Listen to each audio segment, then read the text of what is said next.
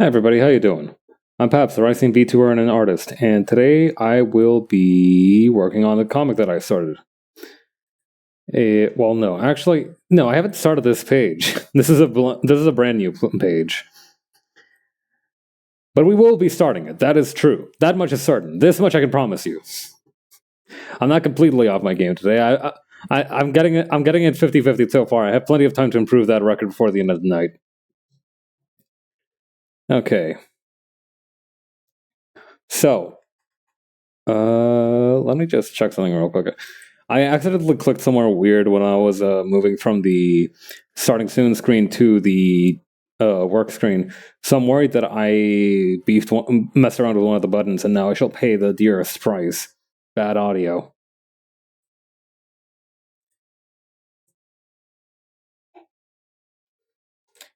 To be fair, bad audio wouldn't be the most world-ending thing, right? Like it's a bit like the thing is, right? Bad audio, big turnoff, right?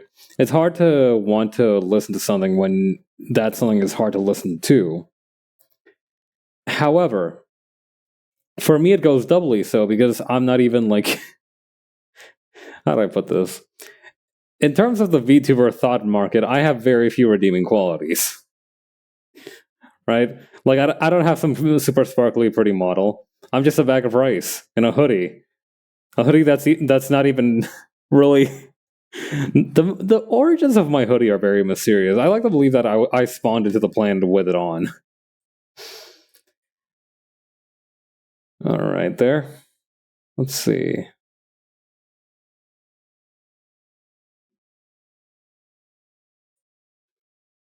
Yeah, I'm just reading through the page trying to get a feel for it.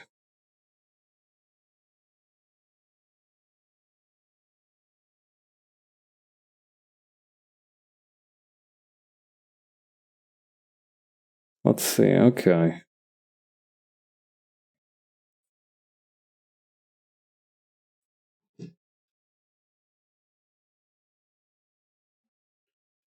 Hmm. I might have to add an extra panel here. I would like to add an extra panel at least. I think it'll look good if I add an extra panel. First though, let me fix up the actual paneling that I'm using.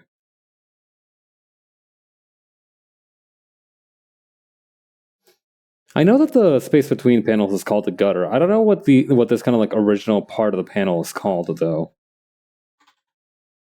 I don't know. A lot of comics terminology, a lot of the like technical details of comics is kind of crude. Like ash cans, for example. If you've never heard of those before, when you're just like trying to pitch an idea for a comic, or you're just trying to like work on a rough idea for what a page will look like, the term for that is an ash can, so called because they're essentially such worthless and such quick little pieces that you do that you could literally just use them to scoop up the ash from your cigarette. This was back in the day when everybody smoked so much that like this was back when you could smoke on airplanes. Remember when when that happened?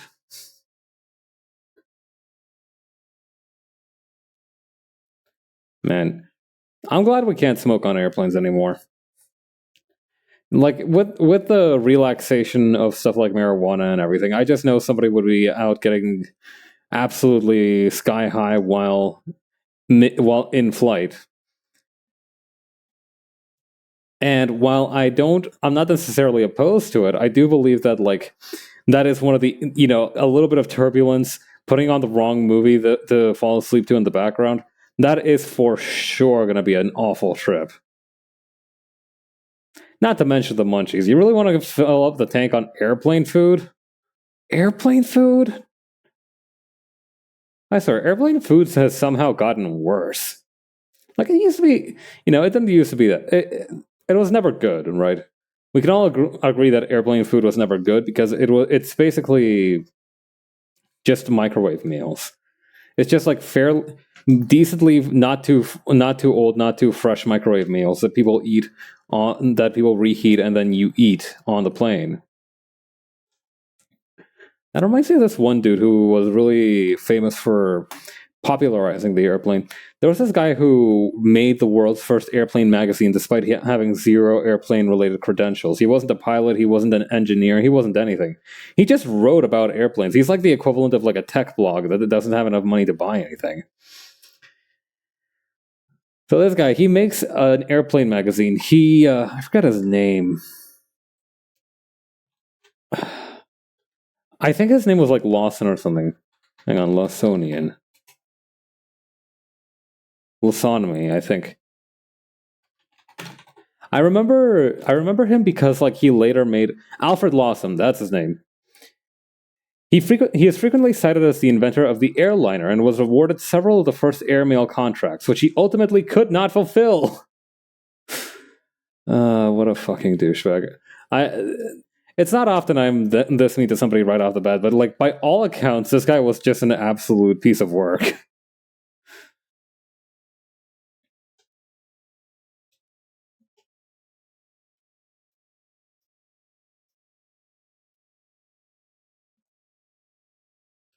But yeah, I'm gonna add a few extra panels to this whole affair. But yeah, he made like the world's first airplane-related magazine, and then he ended up selling it, and then proceeded to make the world's second airplane-related magazine, and then he sold that too. After that, he founded a school of thought called Lawsonomy, and it's bad, folks. Lawsonomy really sucks. Not because like I don't think it's even because it's particularly problematic or in any way, right? It's not like, or at least I don't remember. I don't remember what like the main tenets of Lawsonomy were. But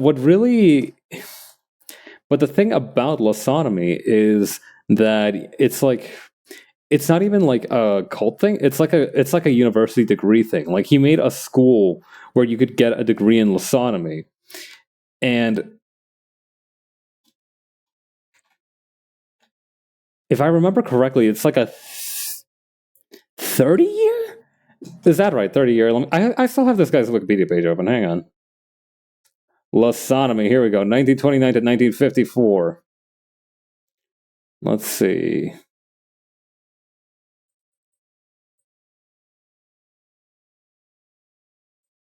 Come on. I do think it's like 30 years or something. Okay, blah, blah, blah.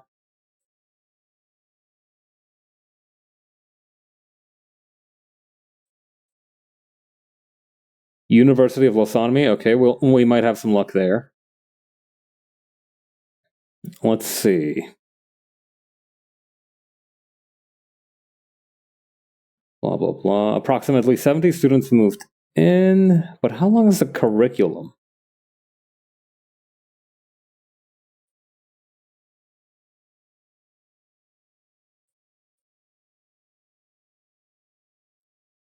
Hang on. Oh god, it's not even in Wikipedia. Where is it? Maybe like this? Oh wait, no, here we go. Let's see. Merle converted this site, which had been an athletic camp in the University of Lawsonomy Farm, into the university itself in 1957, 3 years after Lawson's death. There were no admission requirements to study Lawsonomy, but the course at work is no day at the farm. To earn the degree certifying the graduate as a knowledgearian takes 30 years. So yeah. No, to get this fake degree in a science that isn't real from a dude who's dead, you need to study it for 30 years. I don't even know what the angle is of the guy who's still running the place. Like, there is a guy, I think, still running the place. Oh no, it closed in 2017. Okay, so there was a dude running this place that was, up until 2017, allegedly, still teaching the school. He was still teaching how to do Lawsonomy. But what I'm wondering is like what that dude's angle was. Like I know freaking Alfred Lawson was definitely enough of a tool to want to like sucker and con people into getting a fake degree. Of him, I have no doubt, but I don't know what the other guy's angle is, because like the thing is, among the potential scams you could do. I feel like going through the effort and work of making up a fake degree and taking the mantle on from a dude who didn't even pass it to you. I feel like there are easier grifts to run.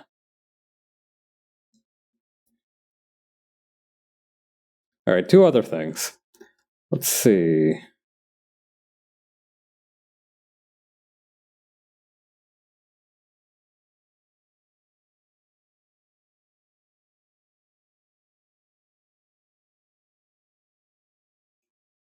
I want to get this page done right. I've had a lot of pressure put on me for this one in particular, so I kind of want to pull out all the stops. If I made this window full screen, what would happen to the stream? Oh, so that's what had happened. This works also. You know what? I will take it. I don't know. Recently, I've gotten more used to working full screen in the Clip Studio Paint canvas. The thing is, Clip Studio Paint was, up until very recently, not supposed to ever be, I think it was 2021, sometime in 2021, when they announced that like they would finally release a version where all the docs and everything were in the window, were in one window itself.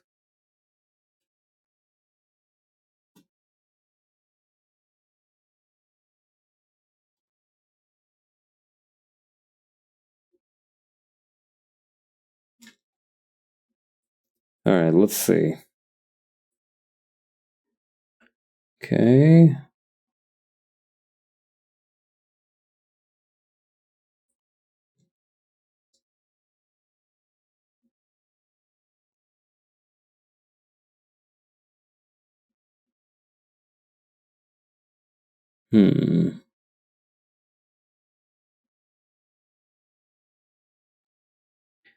Yeah, I think it'd be good to have more gradual sort of thing here.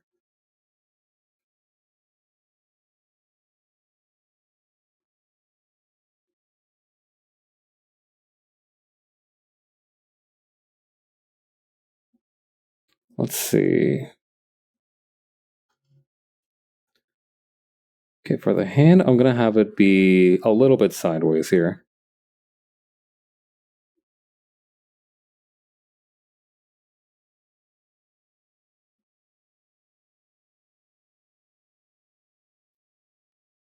I love drawing like blocky hands. I don't know how else to describe it. They're like hands that are very rough in their shape. I don't know. I like doing it. It satisfies some kind of instinct in me.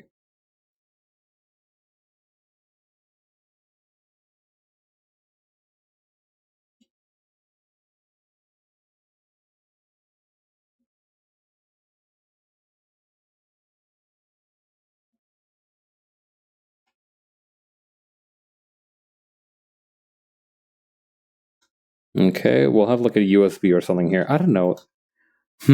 What would a data disk look like in this universe? What did data disks look like back in real-to-real computer days? Maybe like a punch card of some sort. What is the most advanced punch card on Earth?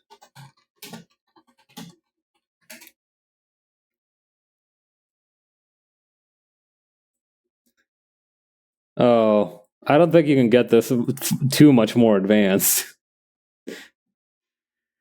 God, I remember reading or listening to a podcast speaking about like how some mathematics students in university used to have their entire theses on these punch cards.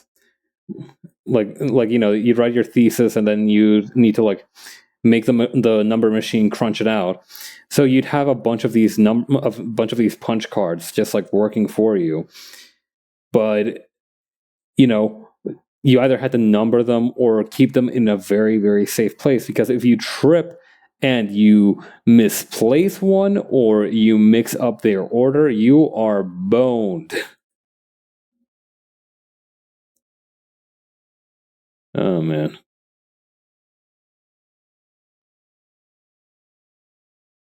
I don't know. What kind of punch cards did they use at NASA, if any?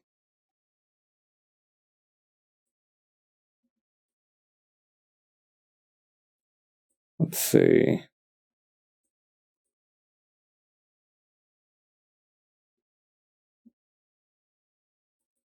NASA punch card.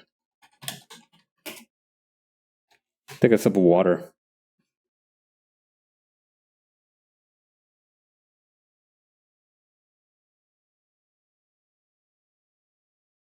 Here we go.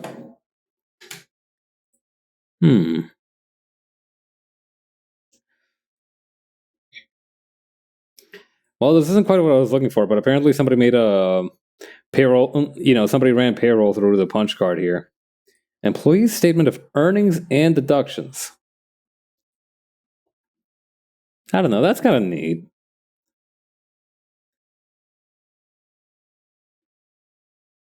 Usually, when there's holes in my paycheck, it's because somebody's been trying to skim off the top.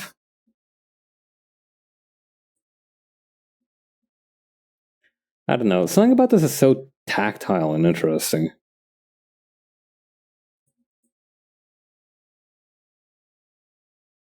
Okay, data storage device. I don't know. Hang on. History of data storage. Is that something?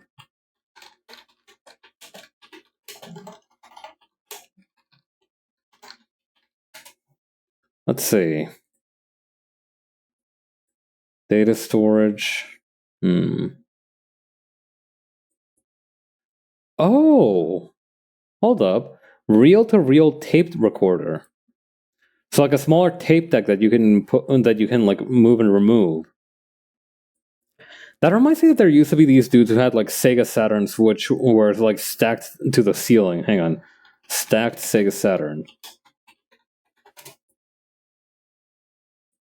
Hang on. It was either a Sega Saturn or like a Commodore 64 or something.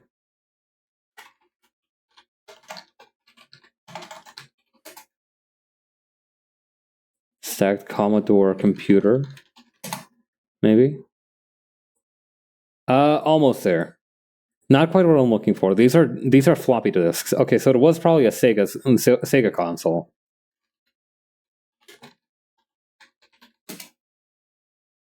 Oh, here we go. It wasn't the Saturn, it was the Genesis. Stacked Sega Genesis consoles. There was one that was like really high for some reason. The thing is that because they were so modular, you could end up having like 6 different things stacked on top of one another on top of one another. But I remember there was one which had like a... Hang on. Like some kind of like tower add-on that gave it more memory, I believe.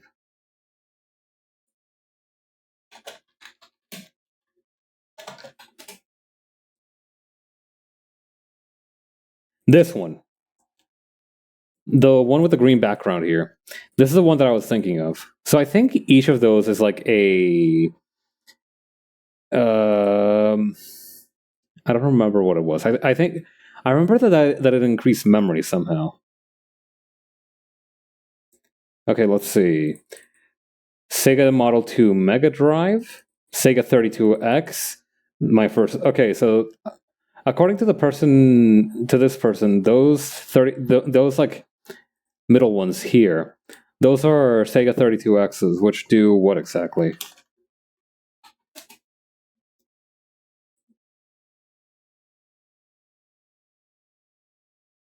Okay, so basically what the 32X did is that it gave the Sega Genesis a little bit more power, just so that it could bridge into the new console era. So basically, imagine it's kind of like a shot in the arm for...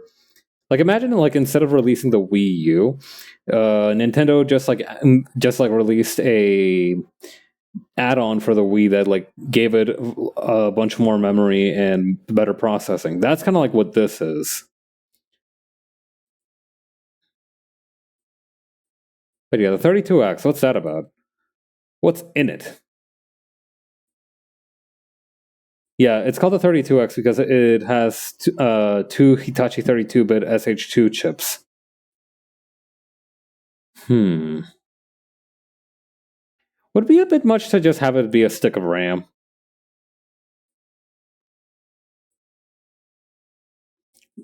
I mean, RAM sticks are kind of cool. I like the look of RAM sticks.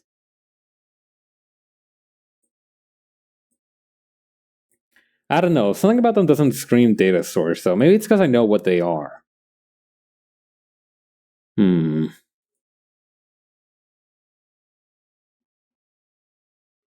Maybe archival science, blank media tax.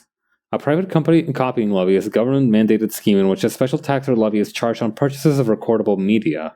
Huh. Transmission, digital dark age. Digital dark age. A lack of historical information in the digital age is a direct result of outdated file formats.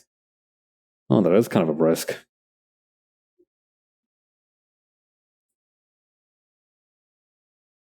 Hmm.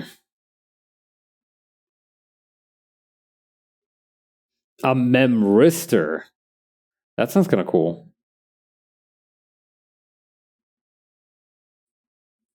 Check this out. A memristor. A portmanteau of memory resistor is a nonlinear two-terminal electrical component relating electric charge and magnetic flux linkage. Can't say I know what that means. Let's see.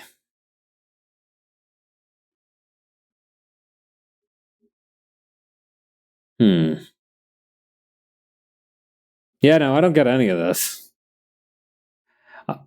I don't know. I feel like somebody with more inclinations toward data science might be able to tell me what all of this means and what its significance is. But I am like two or three confusing paragraphs away from literally yelling out in English for eyes. That being said, I kind of like the idea of a reel-to-reel tape recorder. You know, may that and the punch card. That might be interesting. Let me close some of these away. I kind of miss when computers had like this chunky feel to them. I don't know, don't get me wrong, flat screens are pretty great, but how do I put this? There's something awe-inspiring about having a solid block of plastic in front of you.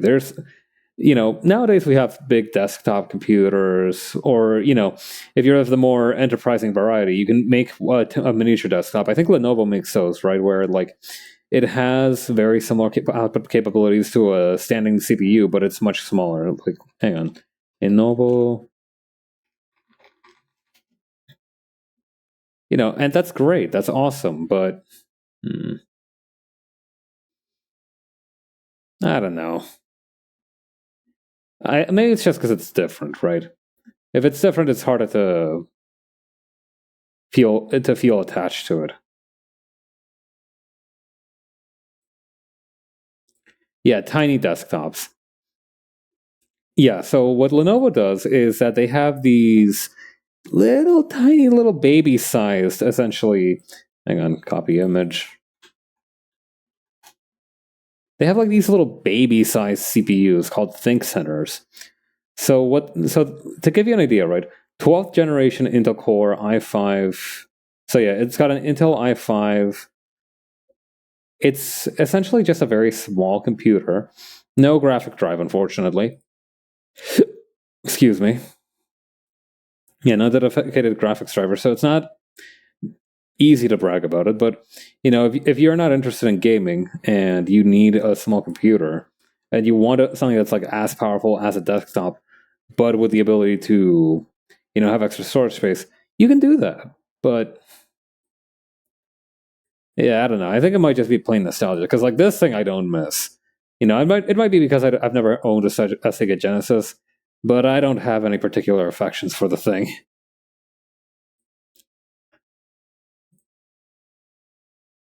I don't know. I don't feel like any consoles before like the GameCube, right?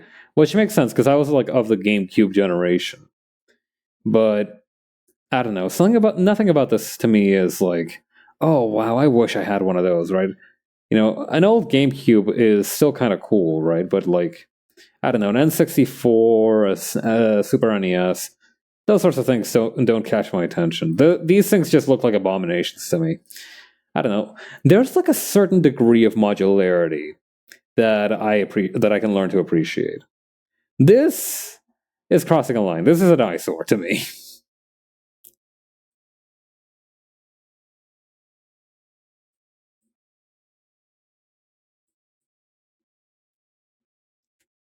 I don't know. I kind of like this thing though. The Memzisser or the Rest Memmer. No, it's probably Memzisser. Right, the reel-to-reel tape deck. I don't know. This is cool, but like, what other versions of it are running around?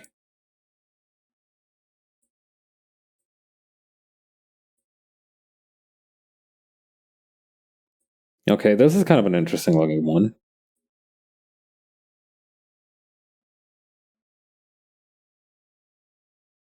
Let's see, digital reel-to-reel as a musical instrument. Hold up, what? Early reel-to-reel users learned to manipulate segments of tape by splicing them together and adjusting playback speed or direction of recordings. Just as modern keyboards allow sampling and playback at different speeds, a reel-to-reel recorder could accomplish similar tasks in the hands of a talented user. Wow, okay. So we didn't have quite like, DJ vinyl scratches, but like we did have some kind of sentence mixing and stuff. That's cool.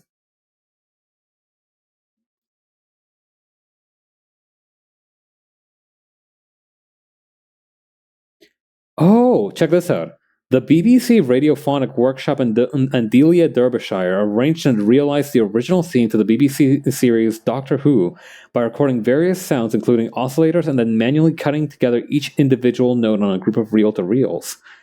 So that's how they made the original Doctor Who soundtrack, or, opening theme.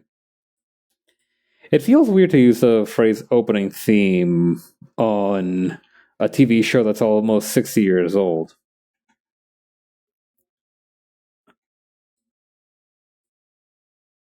It's like saying that like a Model 2 gun has a safety. Like, are you sure? That thing? Are you certain?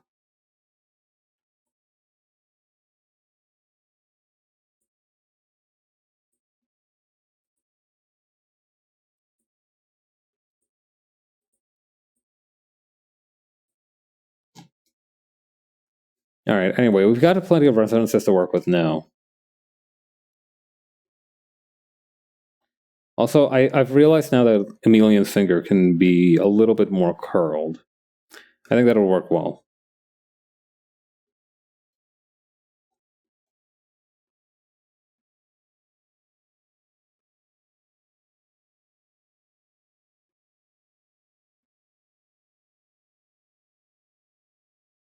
And then we can have it almost between her fingers like this. Yes, okay. Now we're getting it. And this can have a small little part here that's got the teeth of a, like a game cartridge or something. I don't know. What did floppy disks used to have? I don't know. We need something older than floppy disk. What was before floppy disk?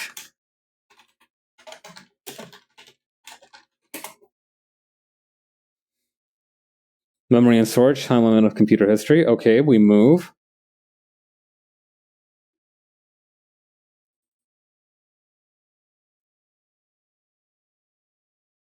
Magnetic core memory, magnetic tape. Okay, magnetic tape is about where we are at. What's a little bit further than that? Magneto-restrictive delay lines. What the? Card random access memory, also called CRAM. That's charming. Okay, this might be something. The IBM 1311 disk storage drive.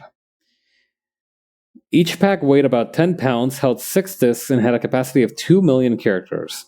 The disks rotated at 1,500 rotations per minute and were accessed by a hydraulic actuator with 1 head per disk. Huh.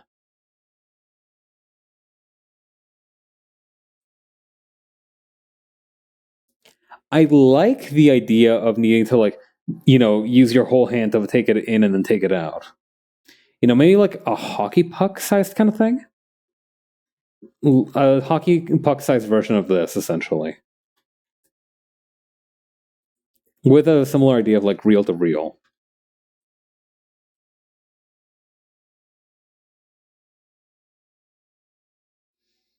I mean, that's very effective as a world building thing, but I don't know how to make it fit the gracefulness of a million.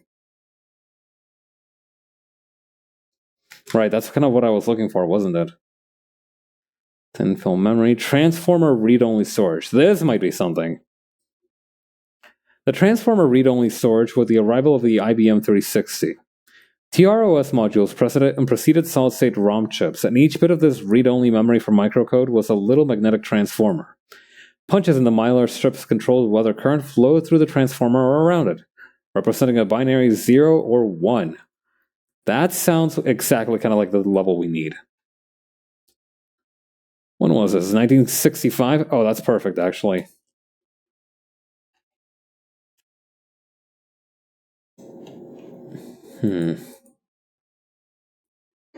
I mean, to be fair, if we're going by... dude. Oh, no, come on. Look at this. Oh, that's so cool. It's like a rib cage. Oh, that is metal. I like that. But yeah, I was gonna say, I've been thinking about, right, if we're looking at this story from the perspective of a dude who wanted to make like a futuristic setting, I feel like it would almost be like a plain cube that the character is like saying, "This cube has already stolen your credit card information." Hold up, did they have credit cards in the 60s? I don't know that they would have. I feel like credit cards are definitely a magnetic strip. There's like a pre-magnetic strip world and a post-magnetic strip world, and the post-magnetic strip world was where the credit cards came in.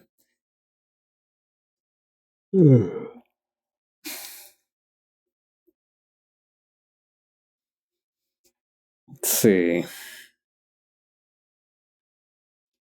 I want to get a closer look at what. Okay, for some reason it's giving me Transformers, which makes sense because I put up Transformer read-only storage. While saying it makes sense is a bit generous, I understand why it's there. Yeah, let's just use this thing. Why not? The computer, if the computers use reel to reel, why not have this thing be the equivalent of a USB? If you think about it, right, the technology that we've developed with USBs eventually became what we know today as solid state drives. If you've been shopping around for computers, you might have seen something like, say, HDD or SSD. So I forgot what HDD stands for. It's definitely got hard drive in there somewhere. But SSD stands for solid state drive. And before it was adapted to the scale of computers. It was mainly used in stuff like small thumb drives and everything like that.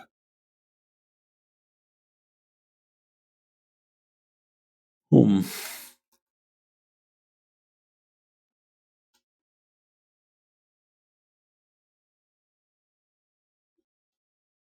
Okay.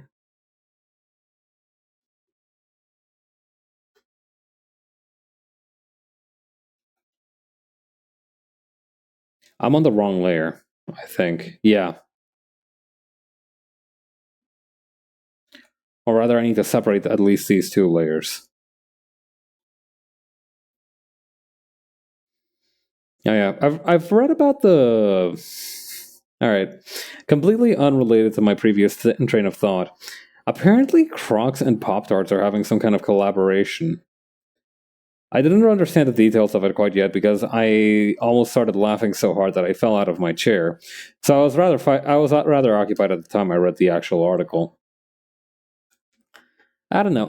I frankly think that the absurd amount of money that all the companies had to spend on COVID stuff was so totally worth it for the stupid crossovers we've been getting.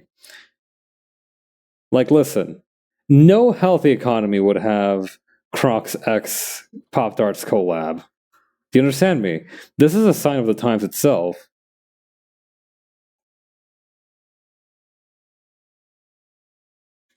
This is like the equivalent of like hearing that a family member is like coming to visit and you suddenly like feel a fresh breeze upon you, right? It's like thematic almost.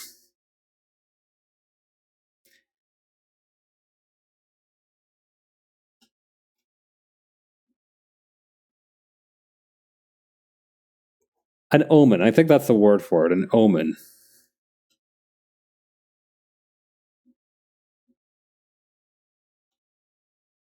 Hmm.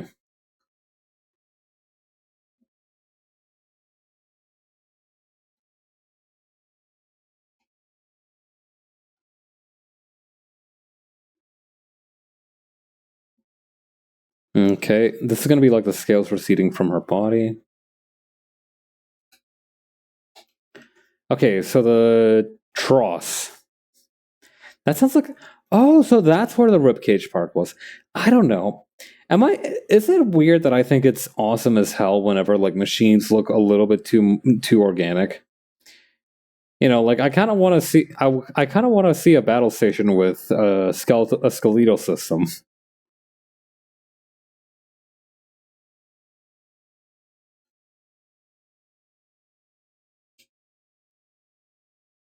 Hmm.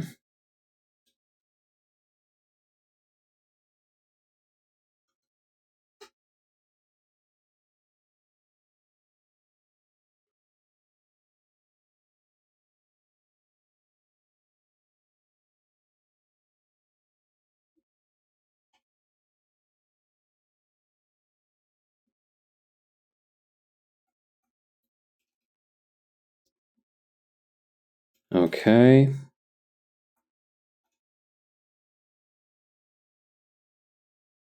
Okay. So, quick idea on how these are going to work. So it's a little dangerous to have all of the wiring exposed like I originally planted. So I'm going to have almost like a flip out mechanism to it.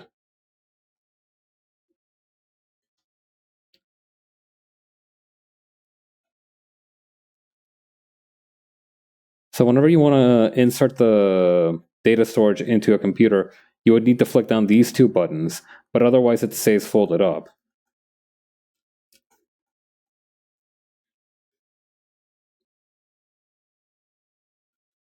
Hmm.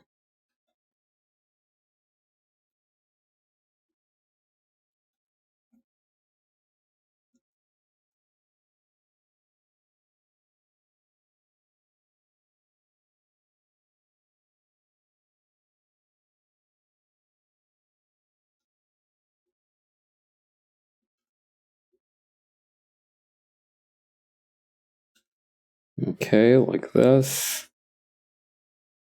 This one's a little bit too far up. But we're going to have one more back here.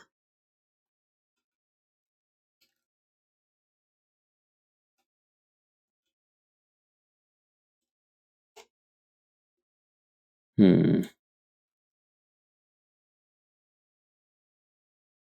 And then after that, I don't know. I'm kind of feeling the tape deck again a little bit. That would have been another way to solve the issue of it having potential hazards rather than have flip out buttons like that. Is to have it have a case like this, and that's where it goes. It's not too late to do that though. Hang on. Definitely, it's not too late to do that.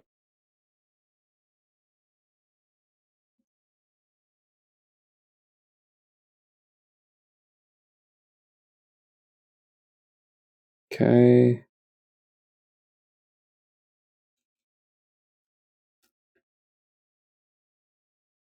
Come to think of it, it might be more efficient if I do it this way.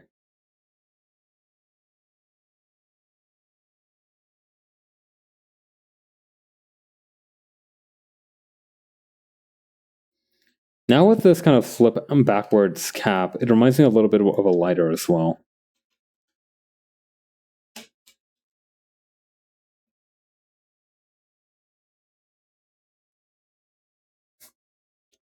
What if we just put 64 kilobytes on this thing? How about that, huh?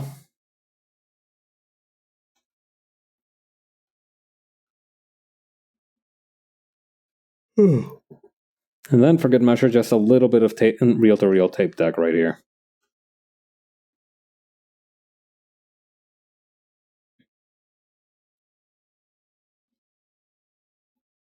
Something about this isn't right, though.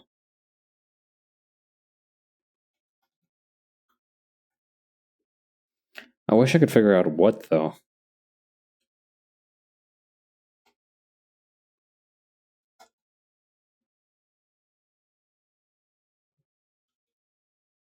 Hmm.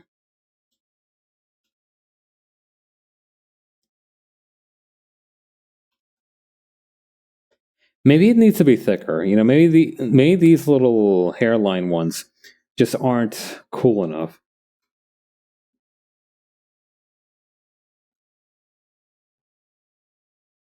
Okay.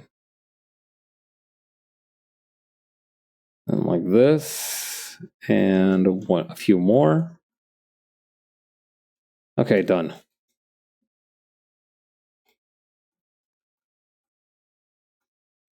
Okay, there we go.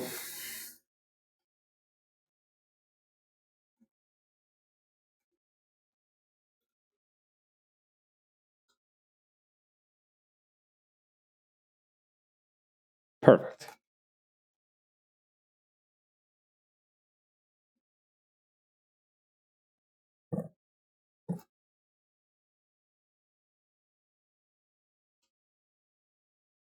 Man, I've been yawning a lot today. I need to get some proper sleep tonight.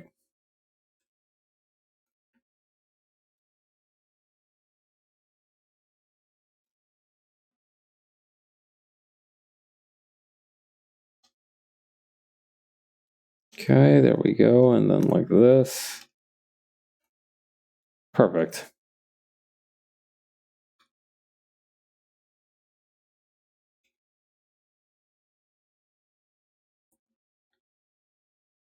Oh, yeah.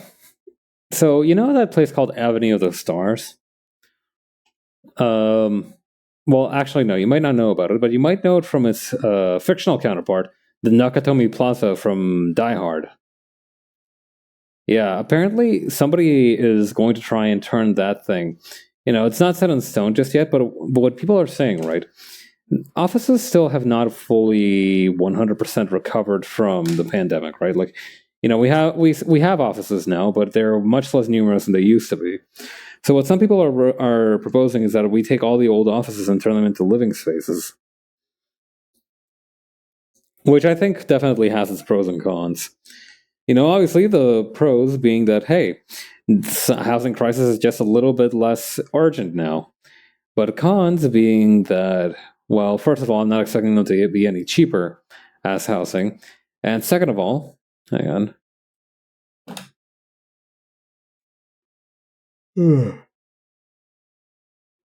And second of all, I don't know. There's just something that feels wrong about living literally where you work. Listen, I love a short commute, all right? And if you love your job, you also like a short commute. However, that doesn't mean that I want to be situated 24/7 near where I know my career is waiting around me at every corner.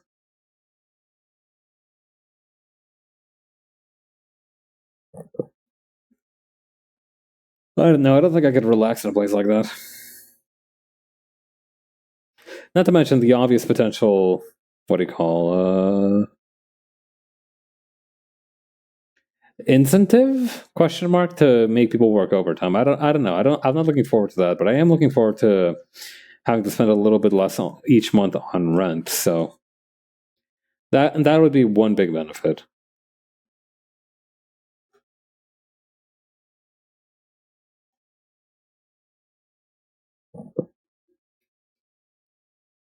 Oh.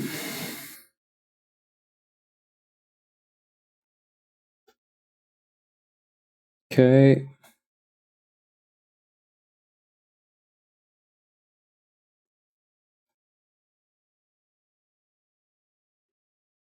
Okay, so the monitor looks stuck on there pretty good. Probably like a low profile version of whatever it is that I'm thinking of.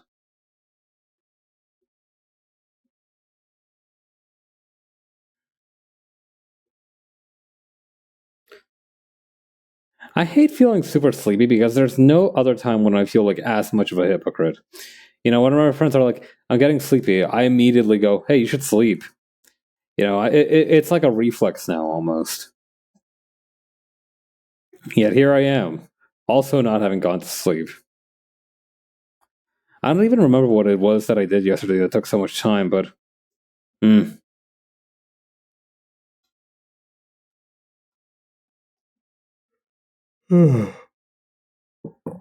I don't remember, that means that it wasn't important. However, just because I don't remember it doesn't mean that it wasn't not important. Uh-oh. Double negatives and sleepy brain is no good.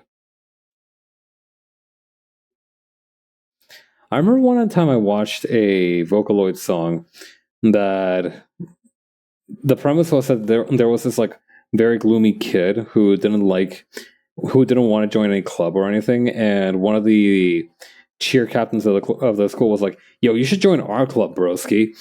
But the negative guy was like, "No, I don't want to. It's so dumb." And being negative, whatever. That's kind of like the character archetype. Until eventually the squad leader starts figuring out ways to turn this on his head, and it's like, I don't not want you to come. Not I don't. It's not like I don't want you not to come. So using kind of a buildup of those, slowly they got more ridiculous. But it reminds me a lot of that.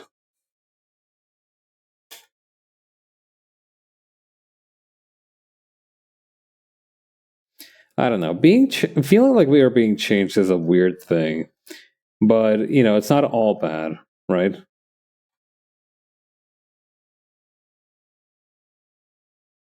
Sometimes a little change is what's necessary. Every day when I think I've like settled into a routine or something, I realize that I realize very often that I need to make my own life harder because everybody's very nice to me and doesn't want to make my life harder. I need to do it myself and seek out new challenges that'll set my blood ablaze.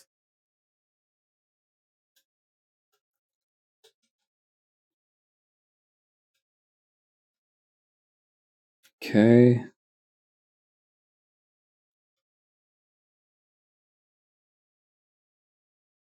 I'm gonna put transfer complete.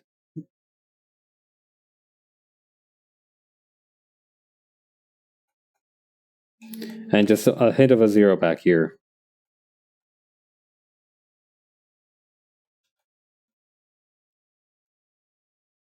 Let's see, okay. Let me stretch my wrist real quick.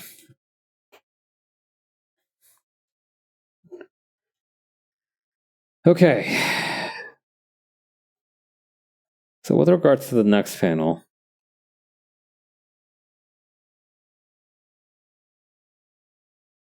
let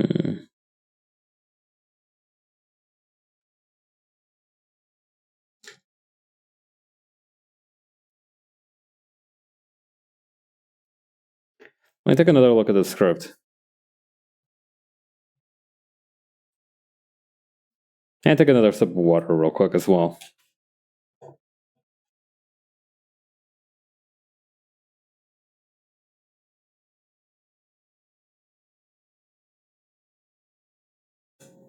Okay.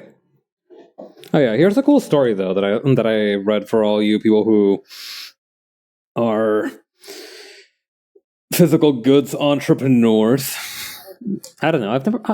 I've always wondered what it'd be like to have like physical goods to sell, right? Well, first I need to open up a digital shop. No, that's not right. I don't know. Is Redbubble still crapping the bed? I remember one of the big sites was crapping the bed. Not Etsy. I know for a fact that Etsy is crapping the bed. That thing has been in a perpetual state of crapping the bed since 2014. From what I understand. I don't know. I've never used Etsy because, like, at the time that I could have used it, I was approximately how old was I?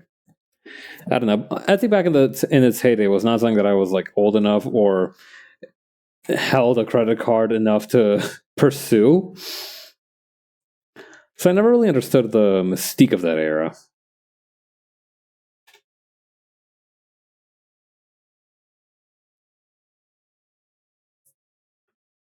I don't know. I mean, how many things could you how many mess up things could you possibly find on Etsy?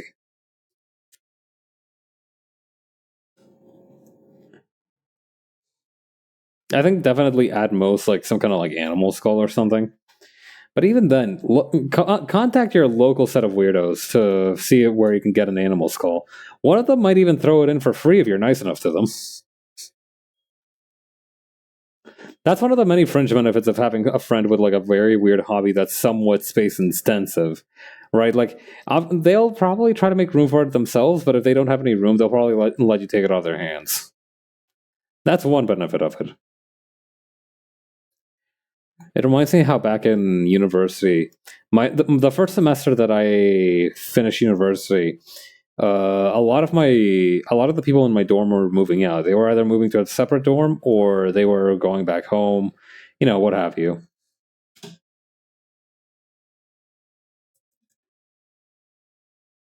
But what ended up happening is that because a lot of them had bought tea kettles that whose outlets would no longer work once they left Canada, right?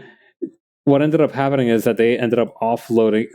So 3 different people tried to offload their kettles on me, and I had to reject 2 of them. I got one of them, and then I had to reject the other 2. I don't understand. I don't understand why they need to buy so many tea kettles. Like, I understand that there are people who see microwaving water as high sacrilege, but ease up a little. I don't know. There's probably some kind of technical stuff behind it, but I don't imagine. Like, I feel like the difference between boiled water and microwave water mostly comes down to the actual water itself. Since obviously, I think mineral water or other types of water. I don't think distilled water is very good for tea making, but I don't know. But I imagine that a lot of the way that teas and coffees turn out isn't so much the method used to prepare the water as it is the water itself. So what gives? If it's all coming from the same place. Maybe I'm just one of those people who doesn't get it. That's also a possibility. I mean, I also enjoy boiling things.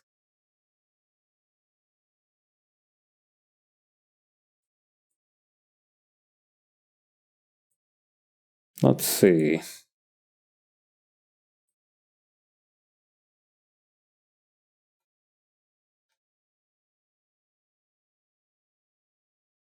We can have a second slot right here. And have a big power outlet thingy back here.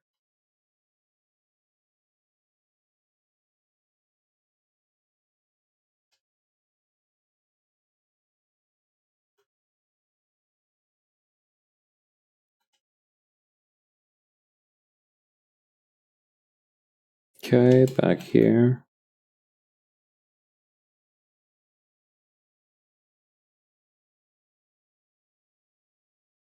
Hmm.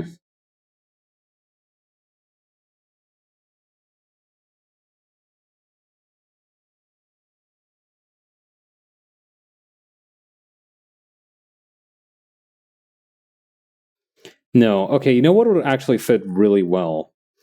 Unfortunately, that doesn't mean it's scrapping most of this, but a lot of this was designing the little thingamabob here itself, so I don't regret too much.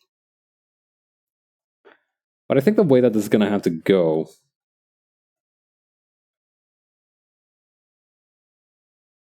just a little bit bigger over here.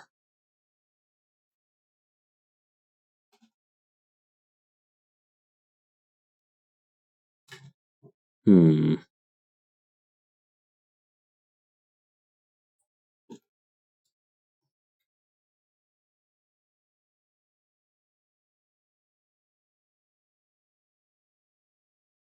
Let's see. Okay, you know what would be a really good pose for shapeshifting, almost like a JoJo pose.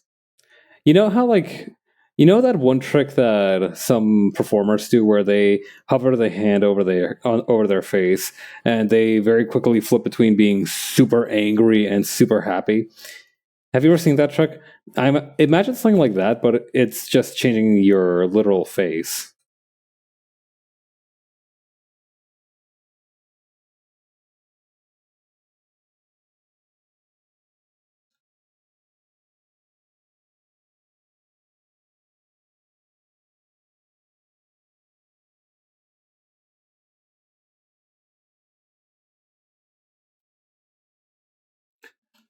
Okay, yeah, here we go.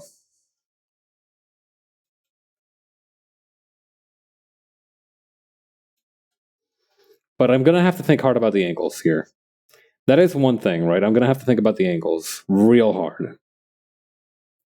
Mainly because, hang on, I'm gonna need to do some layer management here.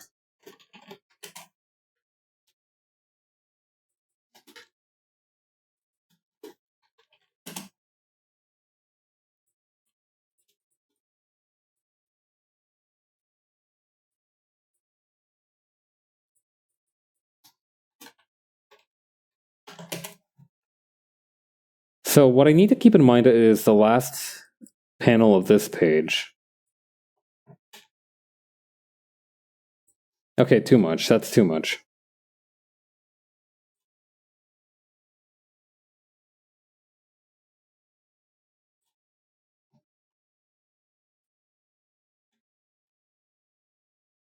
Okay, why did it also bring back that other part? Come on.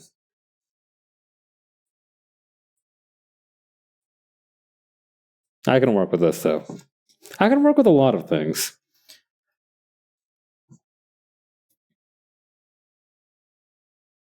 I don't think I'm direct current compatible, though, so I won't work with that. AC outlets only, if you please.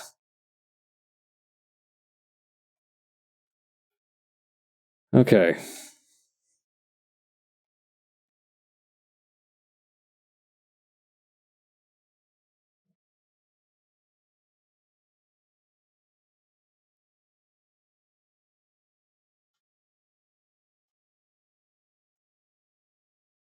Okay, and then like this.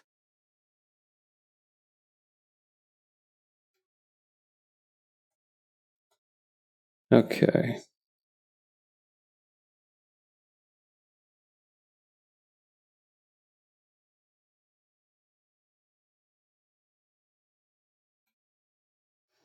Alright, I think I've got an idea for how to do this.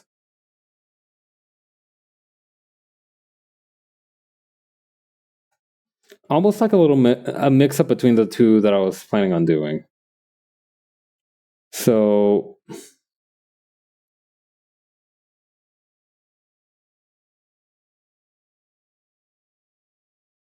Do you ever think of an awesome idea for the composition of something, and you have it right there, but then it just kind of vanishes into thin air? I've just had this problem, which is unfortunate because I was about to pop off. Oh yeah, right. I was talking about Etsy and how and other small retail things. So apparently, this woman in Oklahoma made $16,000 in one weekend because she ended up making bracelets for a Taylor Swift concert and selling them on her Etsy shop. Apparently, bracelets, it reminds me a little bit of candy bracelets from rave culture, but instead of having peace, love, unity, and respect on it, it instead has some lyric from a Taylor Swift song. I don't know. I really wish that candy bracelet culture had spread to other stuff because from a glance, from what I've seen of it in rave shows, in recordings of rave shows. Sadly, I've never been to a rave myself. I don't know. I think I'd enjoy that. I feel like a rave is definitely gonna. No, I don't think I would definitely enjoy that. I think it might be like a 50-50 experience. I love EDM and dancing. I hate loud perpetual noises and people yelling. So it's definitely going to be a love to hate kind of situation. I don't know. I could wear some earplugs, get some padded clothing or something. I don't know. There's some dudes running around at EDM shows that look like they stepped out of the Matrix. I bet I could get away with it.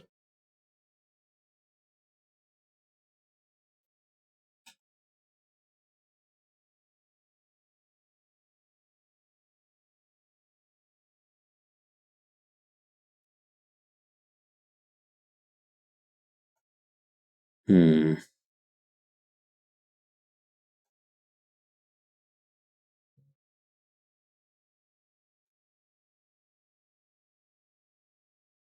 How about okay, kind of a little bit draped around the computer.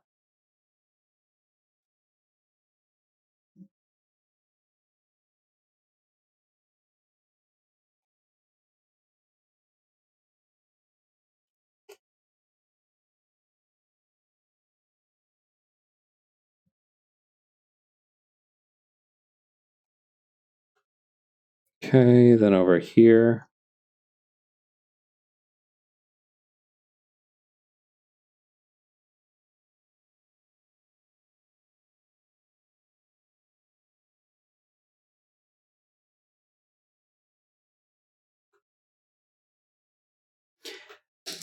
You know, I remember a long, long time ago, not very recently, which is fair because it was a long time ago. I remember reading somewhere about like the different meanings of poses in ballet. I remember that very specific poses had very specific meanings in ballet. So I'm wondering if I still have that reference somewhere around here. I remember having it somewhere around in my possessions. I just don't remember exactly where. I have a big folder full of like different art references and such. If I can find it in there somewhere, I will be a very happy young man.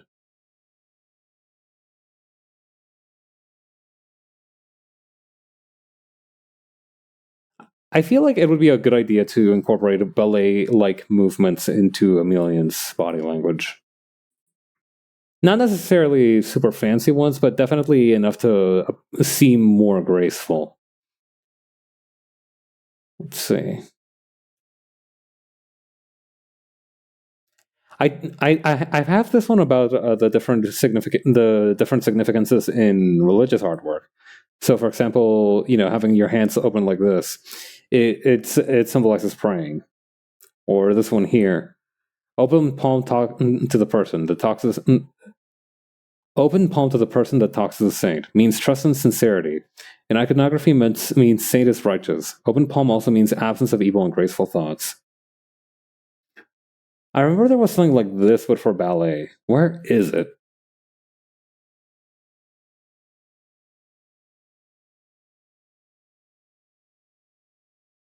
That's around here somewhere. It's gotta be.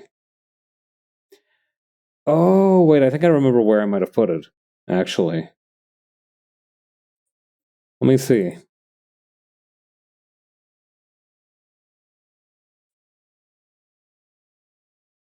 Let me load up a different reference. Okay, this one is instead about shot planning in cartoons.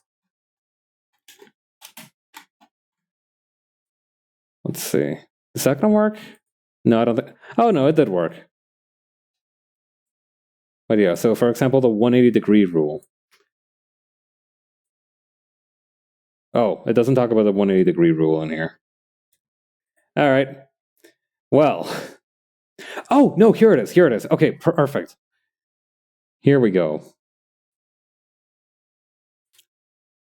All right, let's see. All right, we can get some of this crap out of the way now.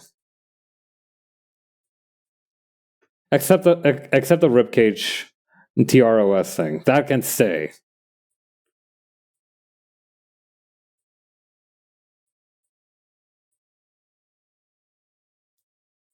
Let's see. Okay, begging, afraid, kill, I promise, reading, death, please, lie, mother and baby. Okay. What about this one? Hang on. New love, tears, anger, hide. Ooh.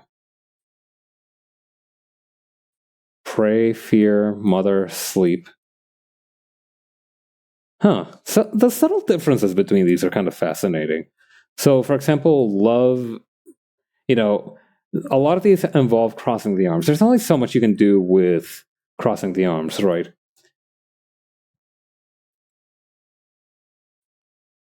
So death is bringing the arms from up to down in this kind of cross motion. Interesting.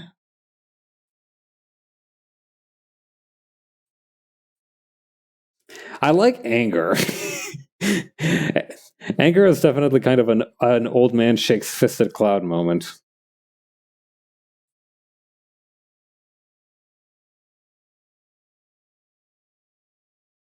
Hmm. Oh yeah, you can see here that it also has the death one. To be fair, given how many people die in most ballet stories, it's not an unreasonable need to have multiple death instances.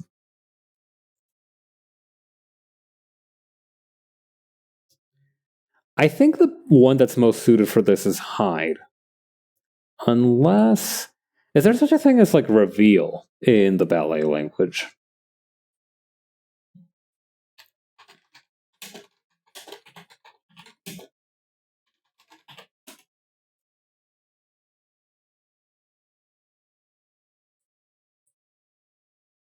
Hmm. Ballet pantomime. I think that's what it's called.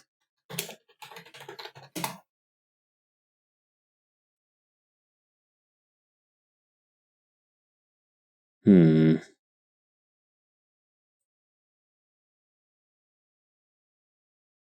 Nope, not quite. Ballet pantomime diagram. That might have some results.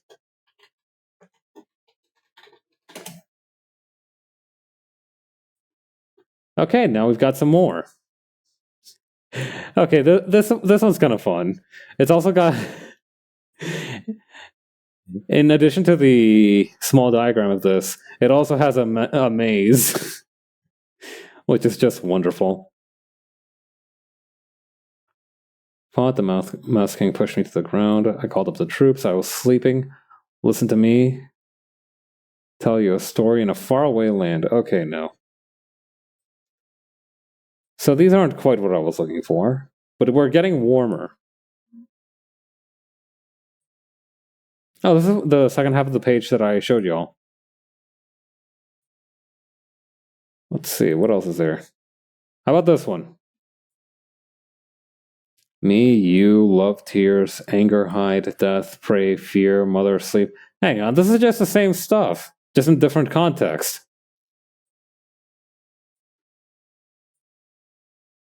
This one's a lot more technical. Check this out. Arms forward, arms back, second position, open fifth position, third position, short stop to the base. Line them up, bases loaded, home run. Let's see. Oh, this is interesting. They're also showing off some mudras in this one.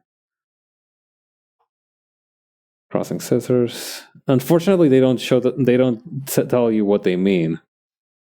Well, they tell you what they mean in the most literal sense, but not what their symbolism is. Well, I suppose their symbolism is adaptable to different scenarios.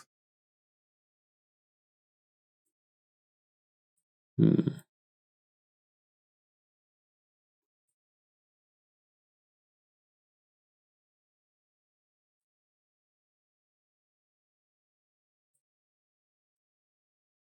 I'm not sure.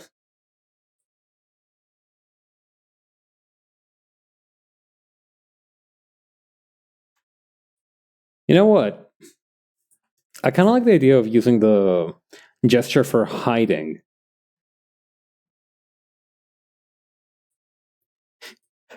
Mice. and the Mouse King. All right, let's see here.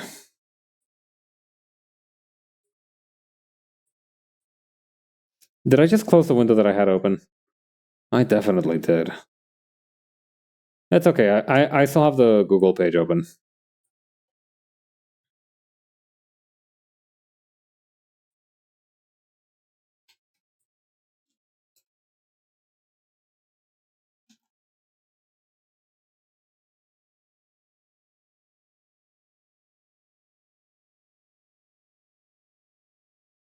Okay, over here, then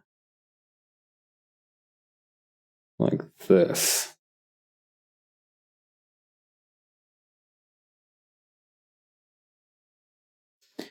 Arm just a little bit lower.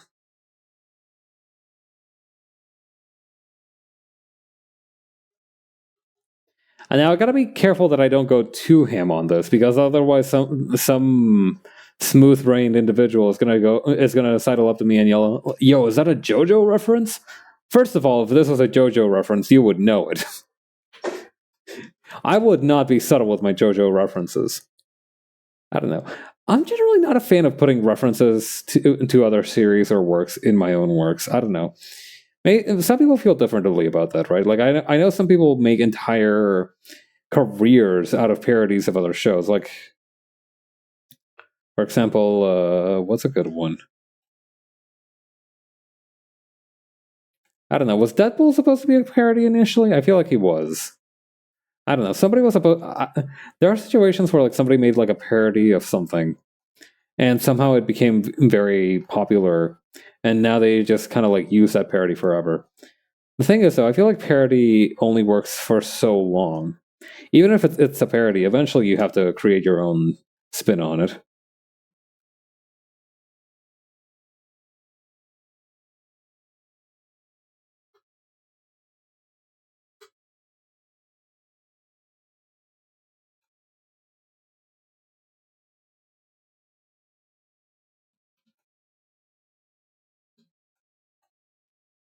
Like Pop Team Epic. Exactly like Pop Team Epic.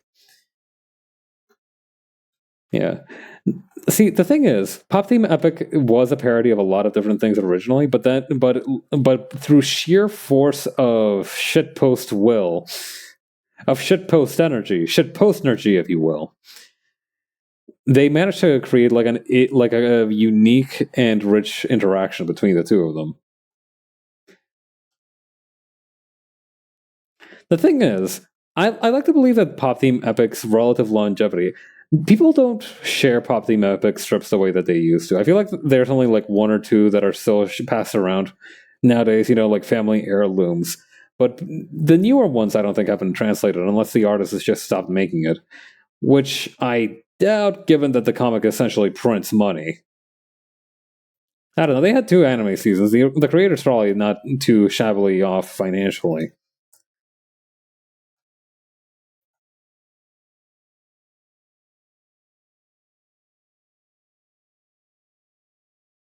Let's see.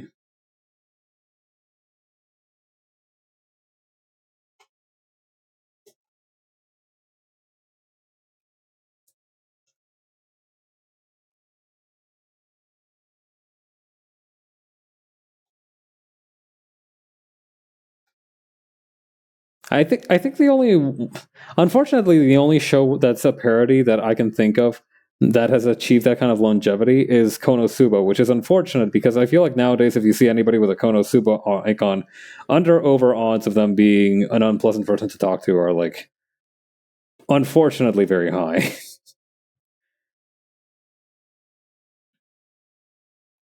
I don't know. How old was the isekai genre when Konosuba was? I imagine the isekai genre has been like a long time thing, right? Like, Yankee and King Arthur's Court or something was like one of the first ones, I believe. But Legend of Narnia might even predate that. But I remember that like back in the day, the isekai genre was still fairly fresh, but Konosuba was already like trying to get in on the ground floor of roasting it to pieces. but eventually just got really mean spirited, I feel. Well, to be fair, it was mean spirited from frame one. I don't know. I feel like it's a good thing, these days. I feel like things that are sincere, the age of things being insincere, sarcastic, smartass things is kind of coming to a close. I can feel that, right? Like, back in the day, you had the angry internet nerd, you had like frickin' Freeman's Mind. Oh god, Freeman's Mind was so nasty. It was funny as far as I remember it, but like it was so mean. And for what? But nowadays, I feel like we see much more often things that are just like very genuinely trying to be uplifting or just nice. I'm sure that if you look for it, there's still plenty of biting sarcasm here and there. But I feel like a lot of the things that I've seen recently are much more kind, and I do sincerely believe that that's a good thing. It's not what I grew up with, but maybe it's time to come into grips with the fact that what I grew up with kind of sucks.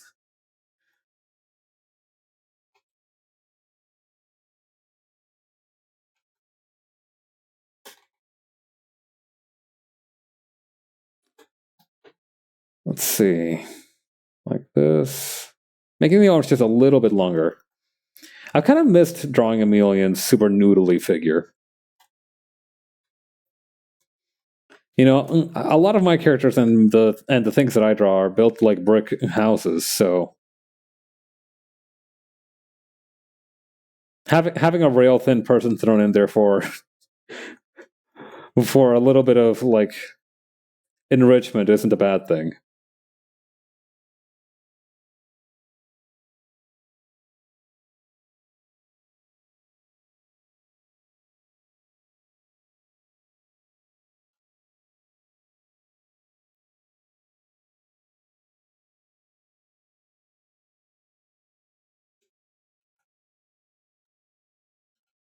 And also, no, this does need to be lower again. I keep flip-flopping to where this elbow needs to be, but the thing is that it's important to have part of her face hidden. Just like a little peekaboo moment. Oh yeah, speaking of stuff that didn't age super well, I read that apparently Funko Funko, the company that makes the vinyl figures, laid off like 180 employees, which is like 12% of their workforce, because apparently they're having some problems with surplus inventory. On the one hand, it's terrible that those people lost their jobs, but on the other hand, everything, I don't know. Funko Pops seem innocent enough, but there's something very. It's very telling to me that whenever I see a Funko Pop of a character. Whenever I see a Funko Pop of a character that I like, I feel disappointed by it. Yeah. I don't know. Again, maybe this is because maybe this is less so for people who aren't used to seeing like anime figures that have been literally chiseled from by an ancient master. That might be a bit dramatic, but there are some really damn good anime figures out there.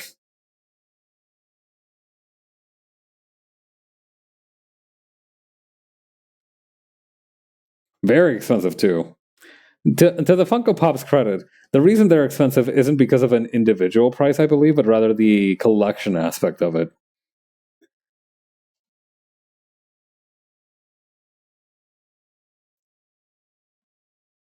I so badly want to believe in a world where Funko Pop tried to, speaking of bringing it back to Pop Team Epic, I do wish that like we had Funko Pop attempt to like court Pop Team Epic, the brand for Funko Pops, because then we might have had some of the most glorious. I don't know how to put it. Like I kind of would have wanted to see it. I would have wanted to see what they did with it. Because I feel like for the creator of Pop Team Effect to compromise like that, they would have had to be able to pull some serious stunts. I don't know. Like I said, I haven't heard much of a peep about Pop Team Epic since the second season dropped. So I don't know. Maybe the creator really is just enjoying life, living off of that sweet, sweet second core anime season money. Well, no, it's not a second core. Second core is like a continuation of the first season. There's like a difference between season 1 and 2 and like a core, if I recall correctly. Like a core is basically just saying, okay, we're still following the same story as season 1. It's just um in a different, like it's just with a different schedule. It's different from a season where it's like a brand new arc, right? Yeah.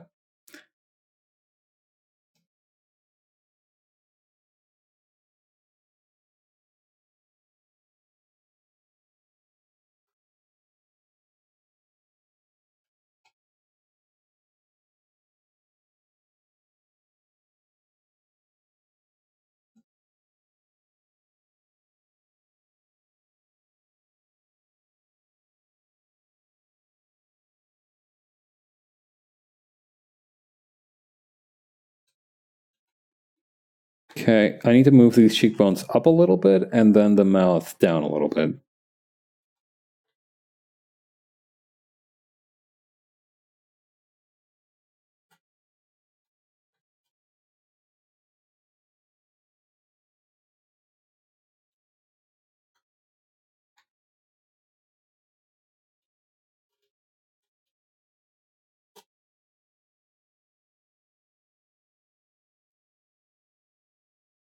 Yeah. Speaking of weird branding decisions, I do hear that apparently Dunkin' Donuts is going to make hard iced coffee, which technically since Four Loco is the first time the public has been offered uppers and downers in a single package. Wait, no, that's coffee and energy drinks. So wait, no, coffee and alcohol, right? Right, no, alcohol is technically a downer too. I think, isn't it? Yeah, that's what a Four Loco was.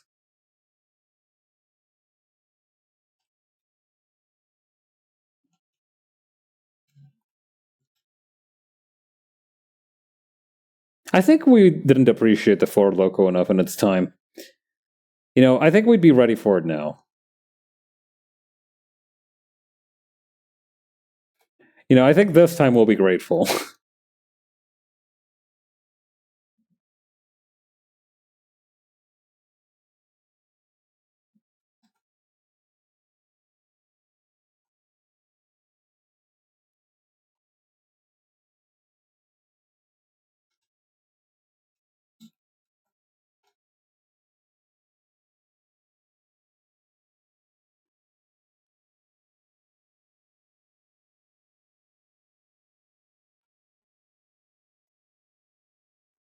Let's see.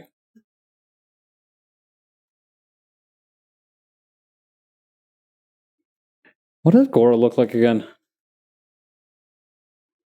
Okay, like that.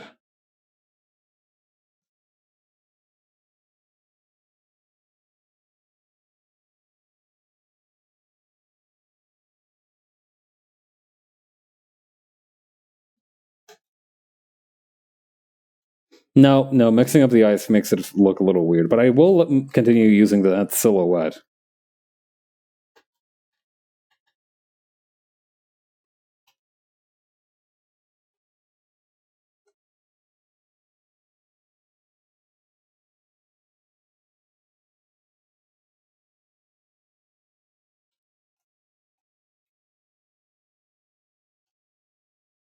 Okay, and then like this.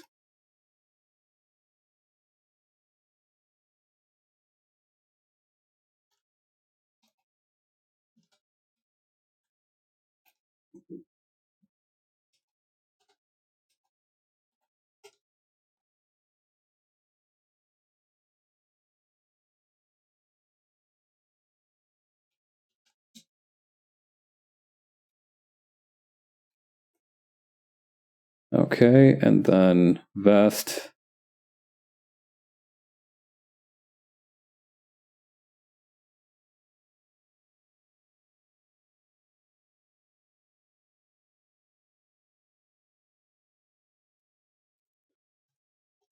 Undershirt, vest.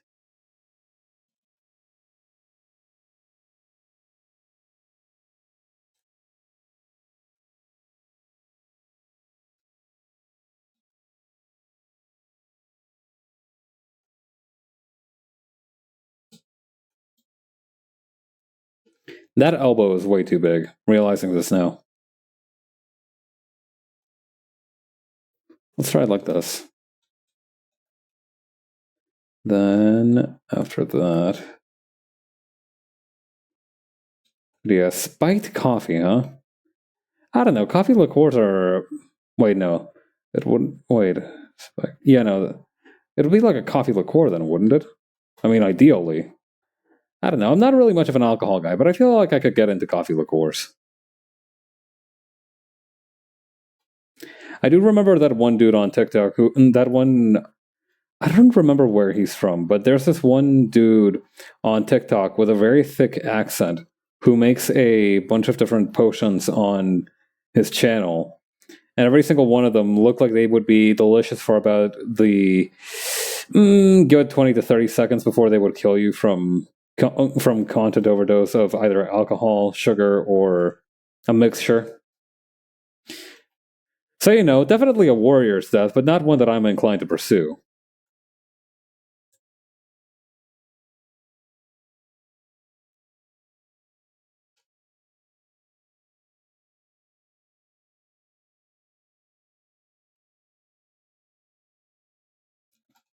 I don't know. I feel like if somebody is on sufficient energy drinks, they'll be able to no clip in real life.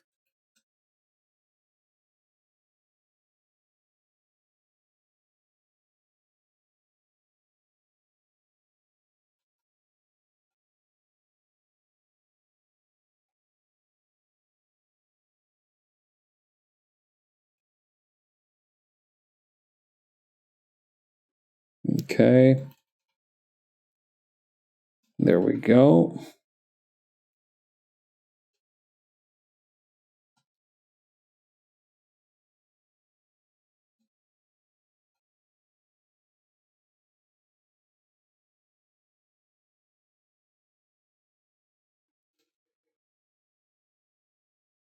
Then, what to do with this other hand?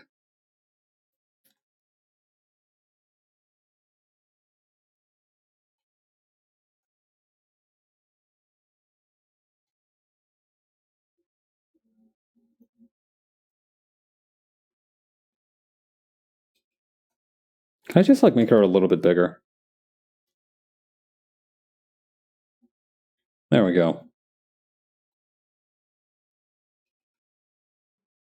Wait, no, she'd be reaching down to grab that. Dang. Alright, let's flip the panel. This is good for me. This is good for me. No, it isn't. I hate this. But it'll be good for me.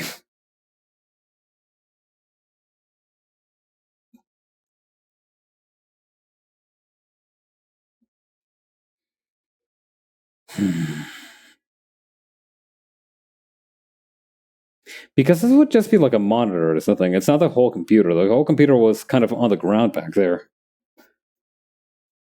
I don't know, though.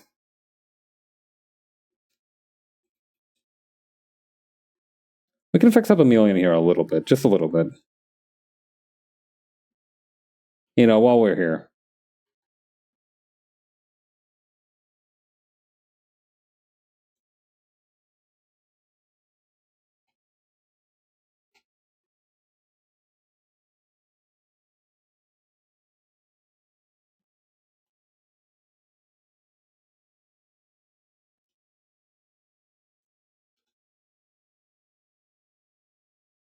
Okay, there we go.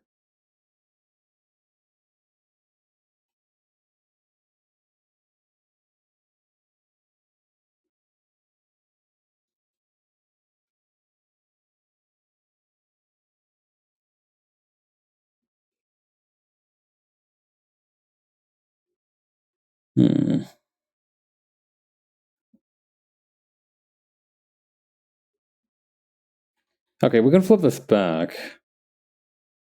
Although, no, hang on. Something's bothering me about the head here.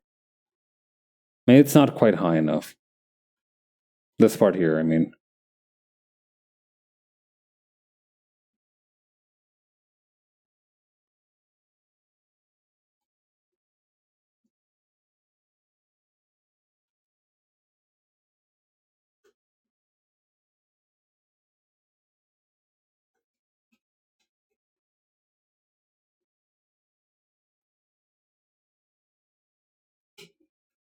Okay, and then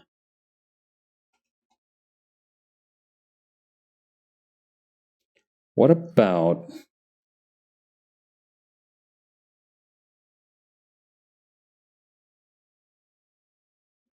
arm over here?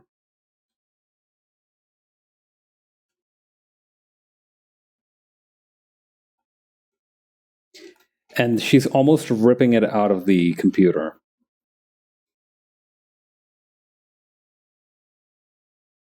Oh, worst comes to worst, I can just say it's like some kind of backup power source or something.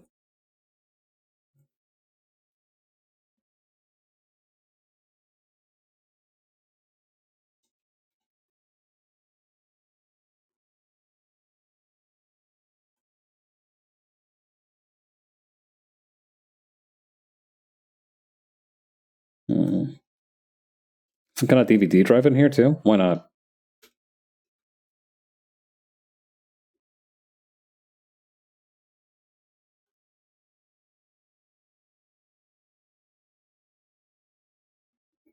We can have some kind of logo here.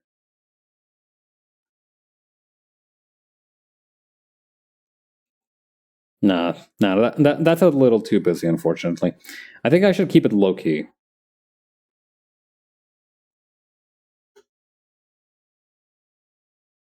Yeah, just some random nondescript shapes and with maybe a power switch somewhere around here.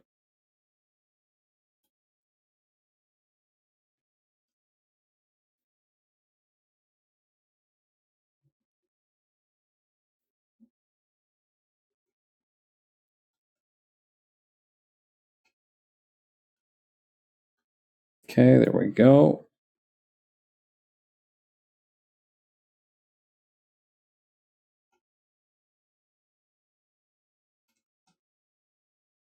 Do this for a couple more fingers, and then 2-finger salute with the, what do you call, RAM chip thing. I already forgot how I drew that, and it has not even been an hour. That has to be some kind of record for me.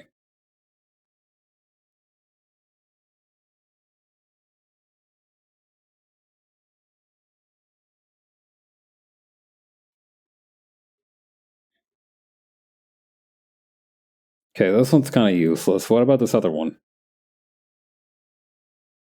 Oh no, there we go.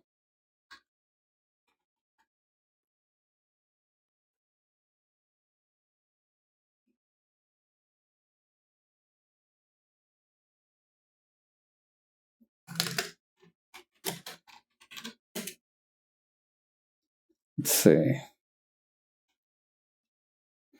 But yeah, I mentioned earlier that some people are planning to try repurposing abandoned commercial sites into a residential spaces. I really hope that somebody tries to go through with that. I don't know. I think a society is at least 40 to 50% defined by the different weird things that we've turned into houses. And to other things too. I remember in reading about this one mall in Shanghai, which used to be this old uh, slaughterhouse, essentially. Like essentially, it was a bunch of different ramps and staircases made out of pure concrete, and now it's a thriving shopping mall. Well, thriving from the last time I checked. I don't remember reading anything about it recently, but that's just because it's something of a novelty item rather than a true curio or living space. Like there are some places that are successful by virtue of being pure novelty. I think that's one of those places.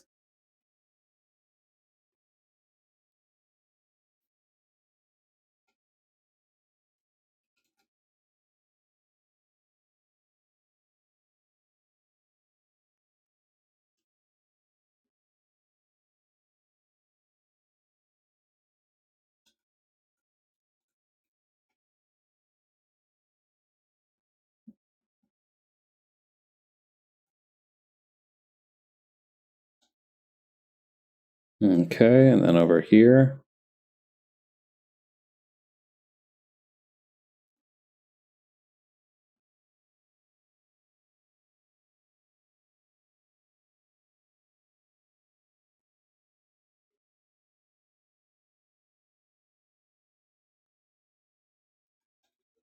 Okay, and then over here.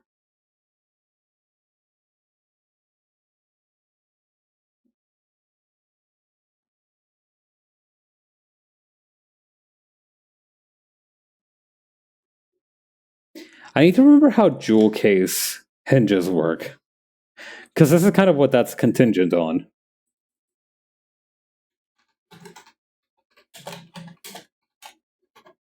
Let's see.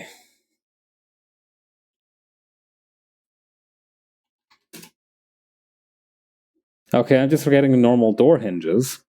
Oh, here we go. Yes, okay. I need a closer look, though.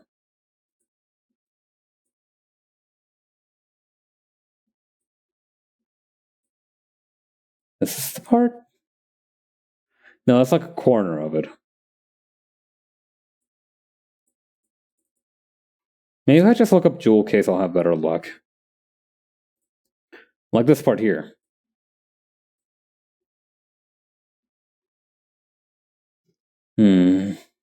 No, that's not really giving me the answers that I need. Maybe this one? No, hold on. Is this one just this one rotated 90 degrees and then flipped? No, they're different. Okay, that's good. If it was 90 degrees and flipped, I would have been real angry.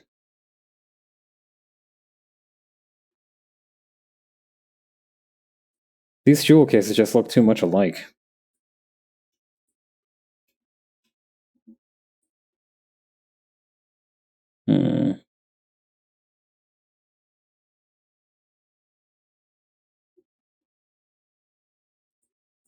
I can probably wing it. Okay, so the idea is to have a thing that goes from here. So then that would mean that it would have... Okay, so this would be the idea right here. Okay, and then it hinges outward, meaning that this is now like this.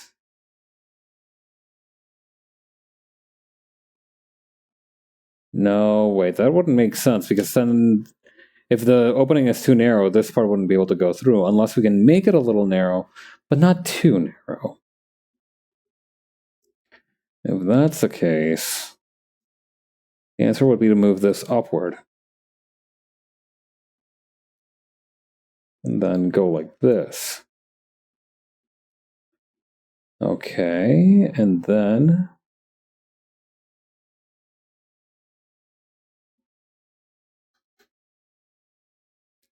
we wanted it open.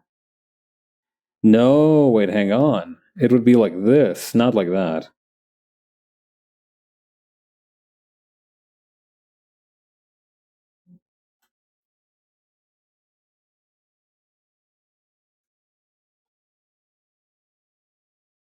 And then over here,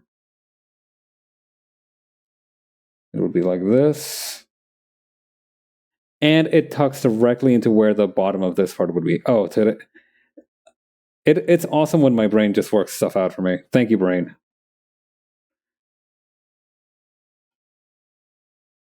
Shout out to my brain for existing.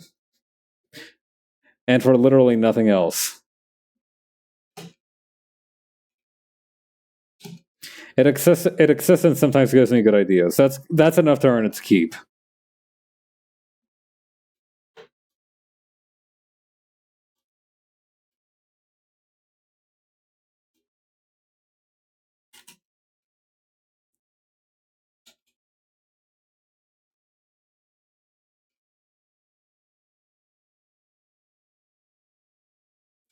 Okay.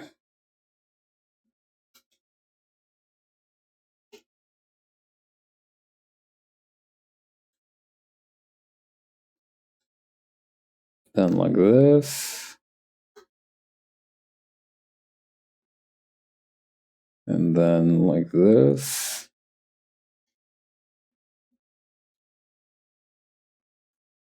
And we can probably zoom in on this just a little bit.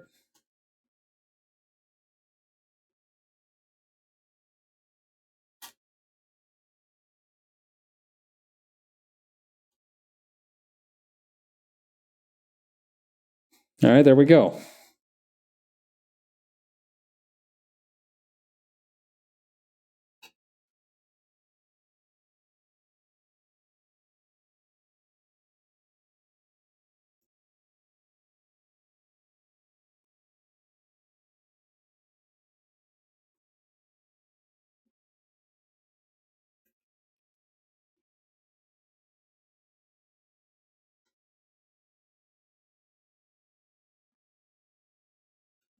Okay. Now we can stop looking at this part.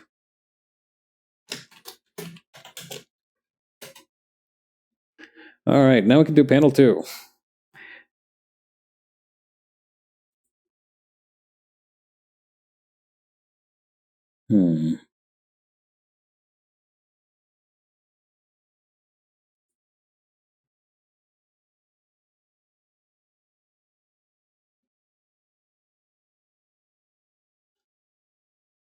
I think that in this second panel, there's a bit more emphasis on like what Hawk and Horatio are going through. So I think I should use that opportunity to let Amelia finish her changing her outfit.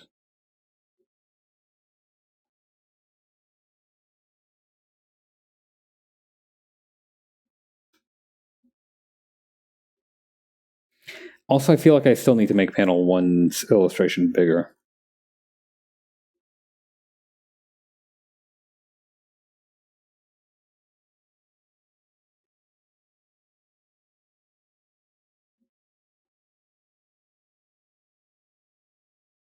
I don't know how to do that without cutting out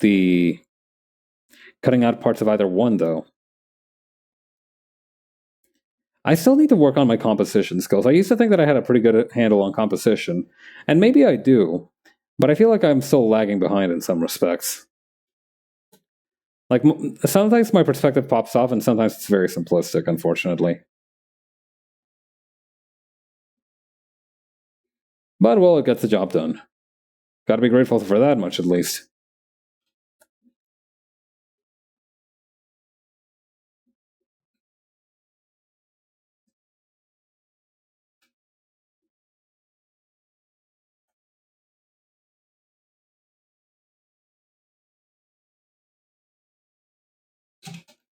Okay. Now, if it's possible to make a helmet frown, we're about to find out.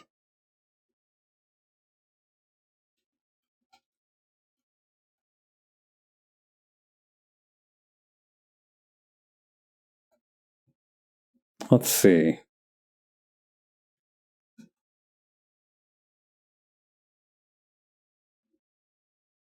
And like this. And then...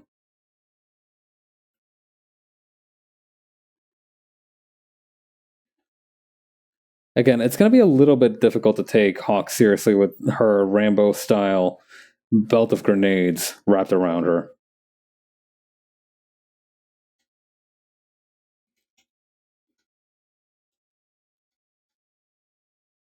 I don't know. I feel like grenades are one of those souvenirs that you really just can't do anything with. You know, you go around in the war zones, you shop around a little for one of them, and then you take it home and you're like, what the hell am I supposed to do with this thing? Put it up on the mantle? No, that's going to draw weird kinds of attention. You know, it's a little bit of a dilemma.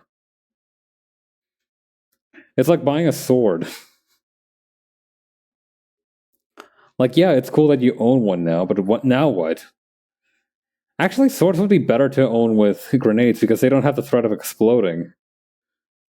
Well, most swords don't have the threat of exploding. I've seen some really crappy swords go on sale at one of those TV home shopping networks, and, well, I wouldn't be surprised if those things spontaneously combusted out of sheer crappiness. True facts. If something is bad enough existentially, it will end up being destroyed by the laws of the universe. My brittle-ass flimsy katana that I made in the first day of blacksmithing class has suddenly collapsed under the simple weight of gravity. I did say explode, though. collapsing under gravity is a little bit different than exploding. In a sense, because explosion means that it goes out from inwards to out. Right? This is just kind of like an outside thing. Like if a wall got crushed by a wrecking ball, right? I think, well, no, technically, okay, it depends on the side that the wrecking ball's working on, but that's a bad example to begin with. Like if ash collapses, you wouldn't say that it exploded.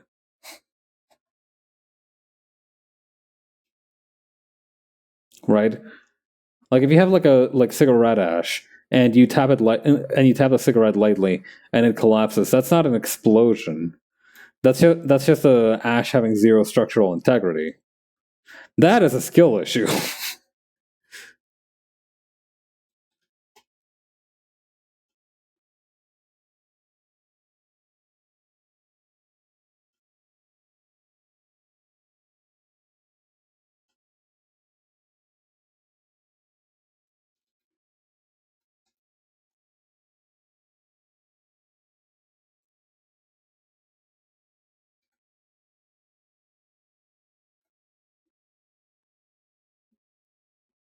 Okay.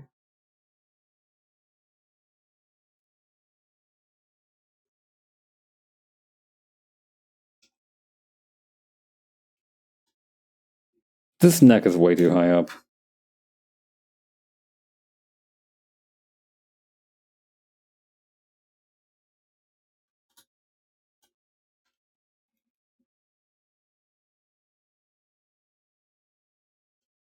That's a little too low down, conversely. Maybe a sweet spot, somewhere around here.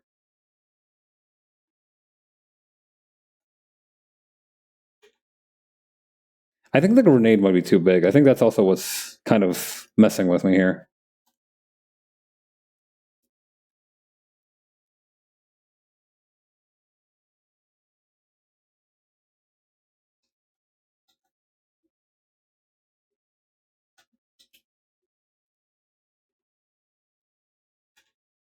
Okay, then over here. And like that.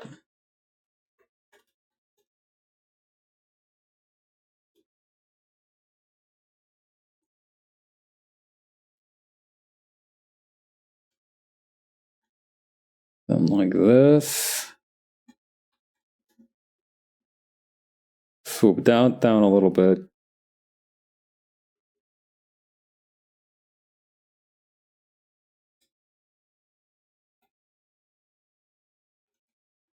No, again, something is wrong with this. I think it's that I pushed the collar out too far. That gives it a weird impression of like where the neck actually is. The shoulder's also too far forward. I think that's also the problem.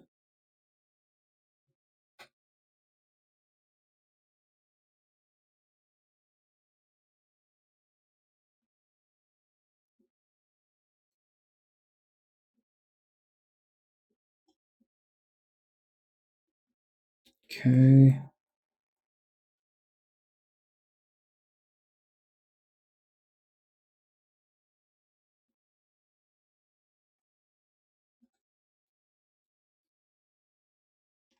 The helmet, I think I need to move the helmet without the collar. I think that's what's bothering me about it.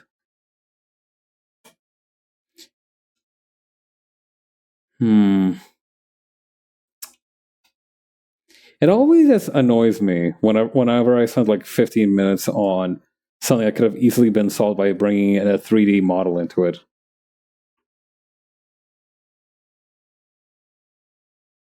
I don't know. I think that's what cheeses me off is like the loss of efficiency. Like I'm not even mad that I have to put in the 3D model. Like what I'm mad about is that it lost me time that I could have used for something else. Well, so it goes. Do I even have like a normal gun stance pose? I feel like one of them has to be tucked away in here among these idle poses.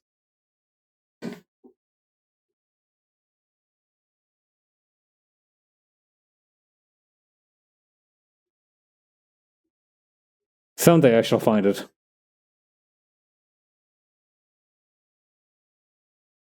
And I thought it shouldn't be... Okay, no. I'm gonna need to finagle this thing myself. I'm gonna have to take this one to the streets.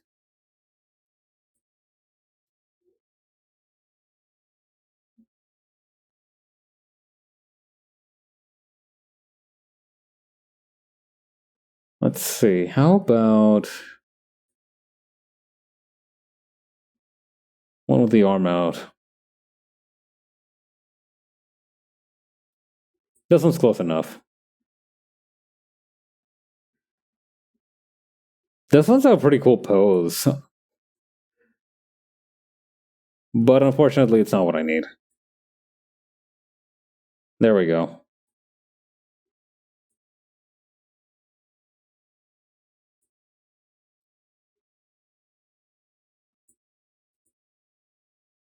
Okay, move this over here.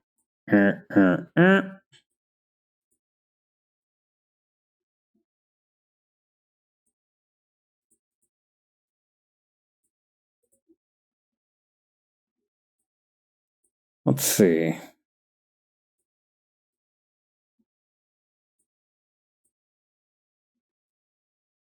Like this. And then... Alright, flip this out.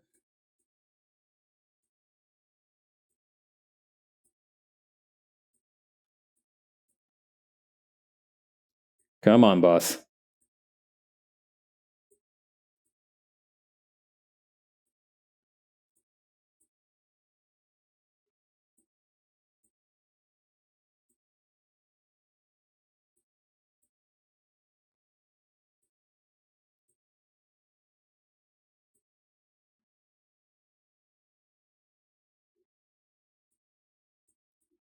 Maybe if I roll the arm around here? No, the shoulder.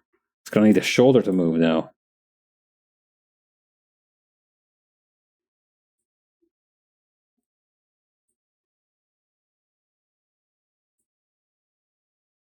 Okay, over here, and then over here.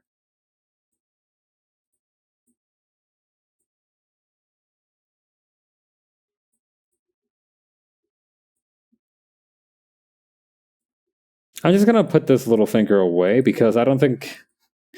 Even in the weirdest action movies, I've never seen a character use their point their finger while aiming. I feel like that's just a bad call in the middle of a firefight, you know? Like, you either get, somebody's gonna bite it, it'll get blown off by a stray bullet. Just an all-arounder bad idea.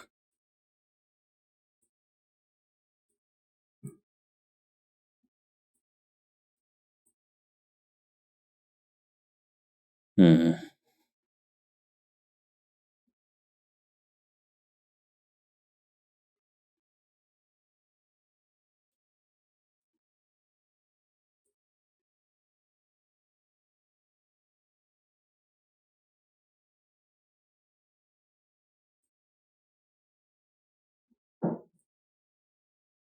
Hmm.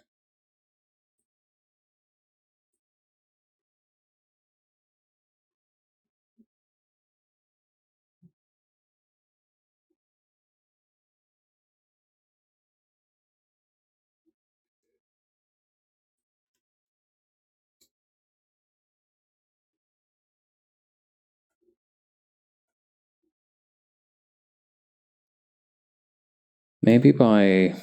Hang on.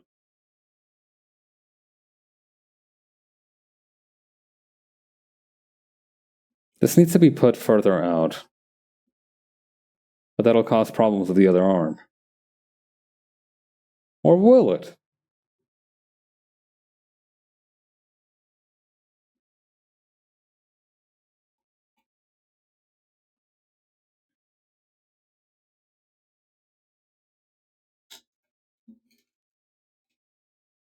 Okay, maybe it will.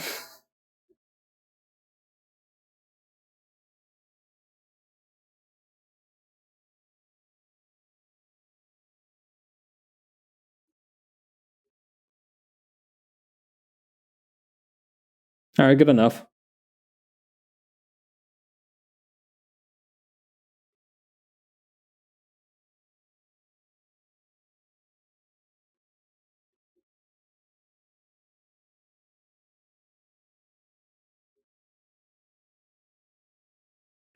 Hmm.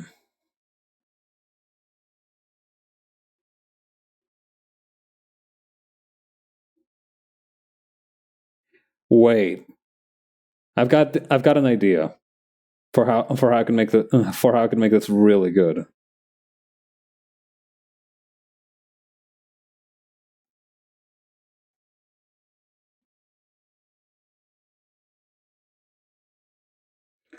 Use this panel as Hawk's goggles, and then have Amelia in the reflection.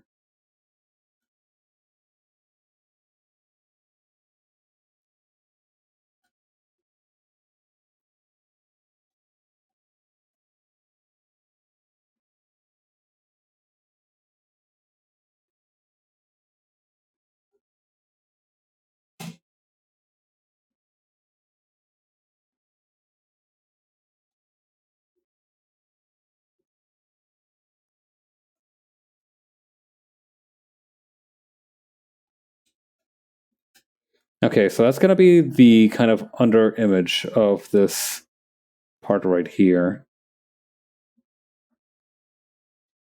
Uh,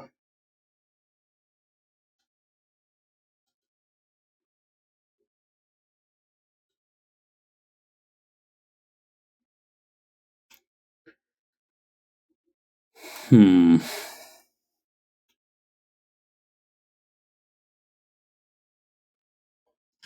Now the real question is, where and how do I improve this? Well, where I improve it would probably be here on this page. It'll be a little bit useless to improve on what I'm using on another page. Rather, to improve on the contents of this page in another page.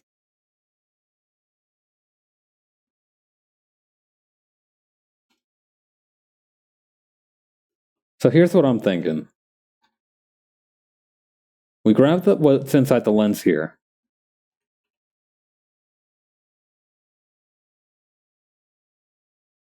As I was saying, we grab what's inside the lens here. Cut and paste it. Lower the opacity. And then we get to work.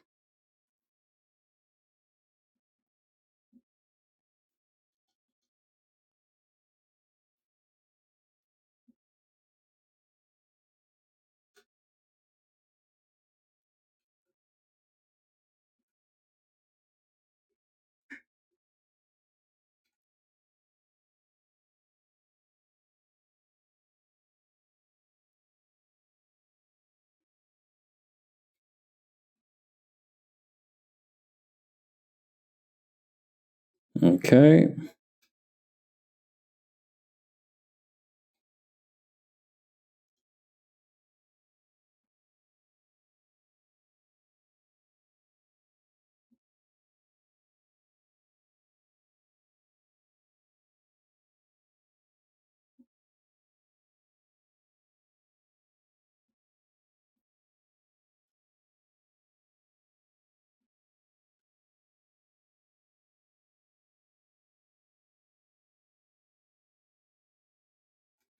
And then over here.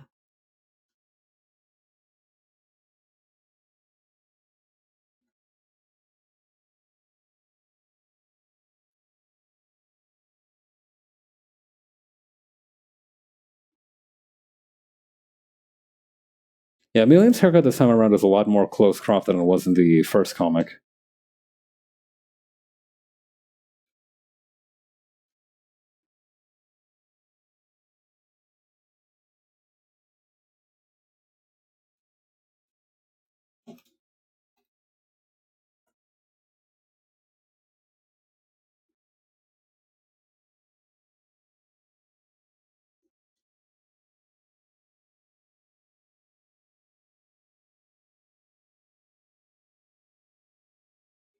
Okay.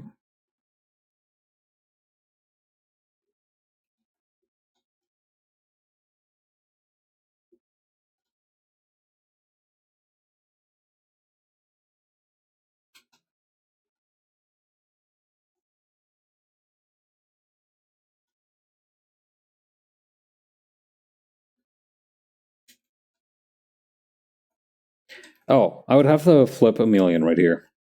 Right, because it's a reflection.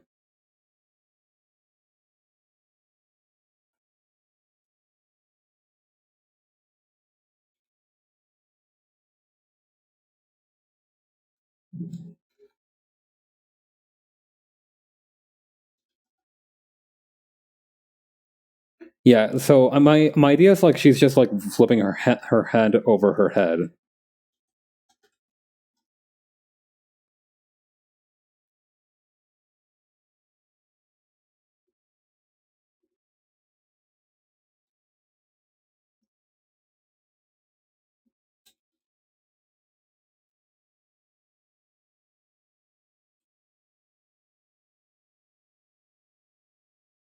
Okay, then over here.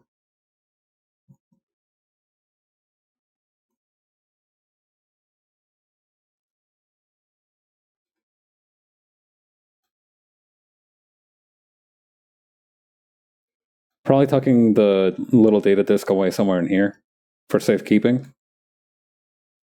I do think I gave this thing pockets, did I not? Hang on, let me open up my reference sheet.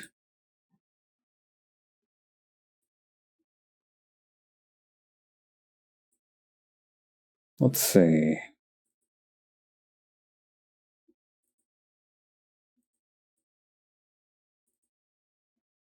Nope, not here.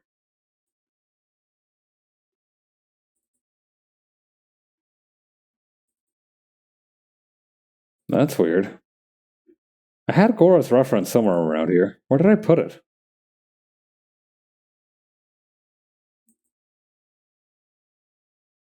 Horatio, the Ray Pistol, Lagoons.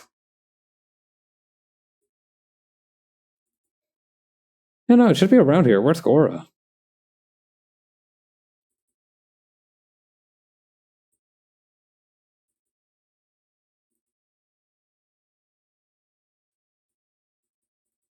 Oh, found you.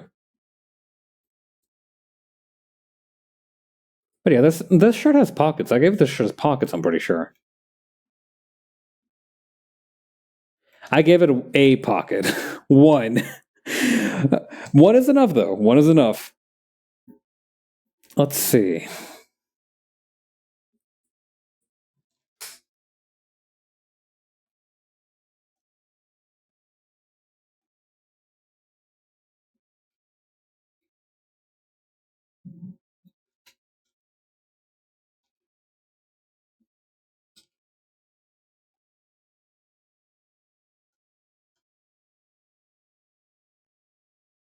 Okay, and then over here.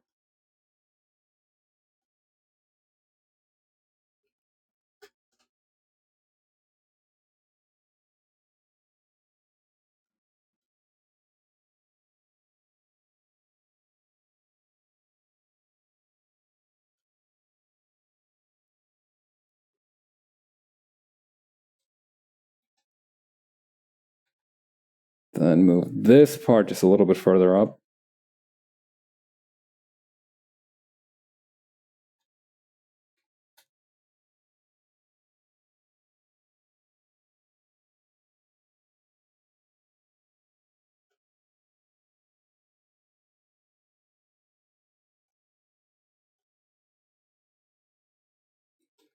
Okay, there we go.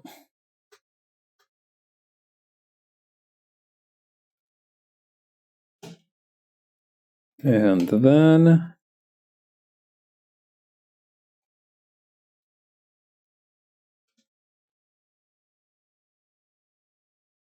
okay, two more things.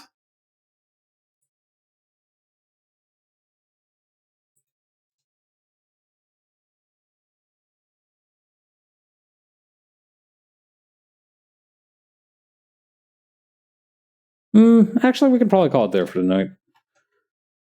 Let's see, page 11. Wait, no, page 10. We're a little bit too soon to celebrate, but no, we're only at page 10. Still, the double digits. That's not too shabby, not at all. Is anybody else still streaming at this time?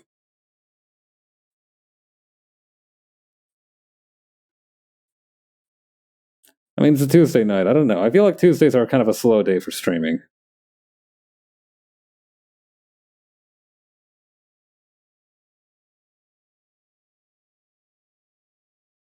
Oh, and Ella's playing Project Zomboid. We can go say hi to her.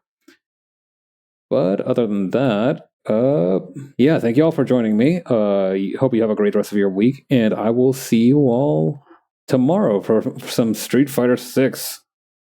All right. I will see you all later. Bye.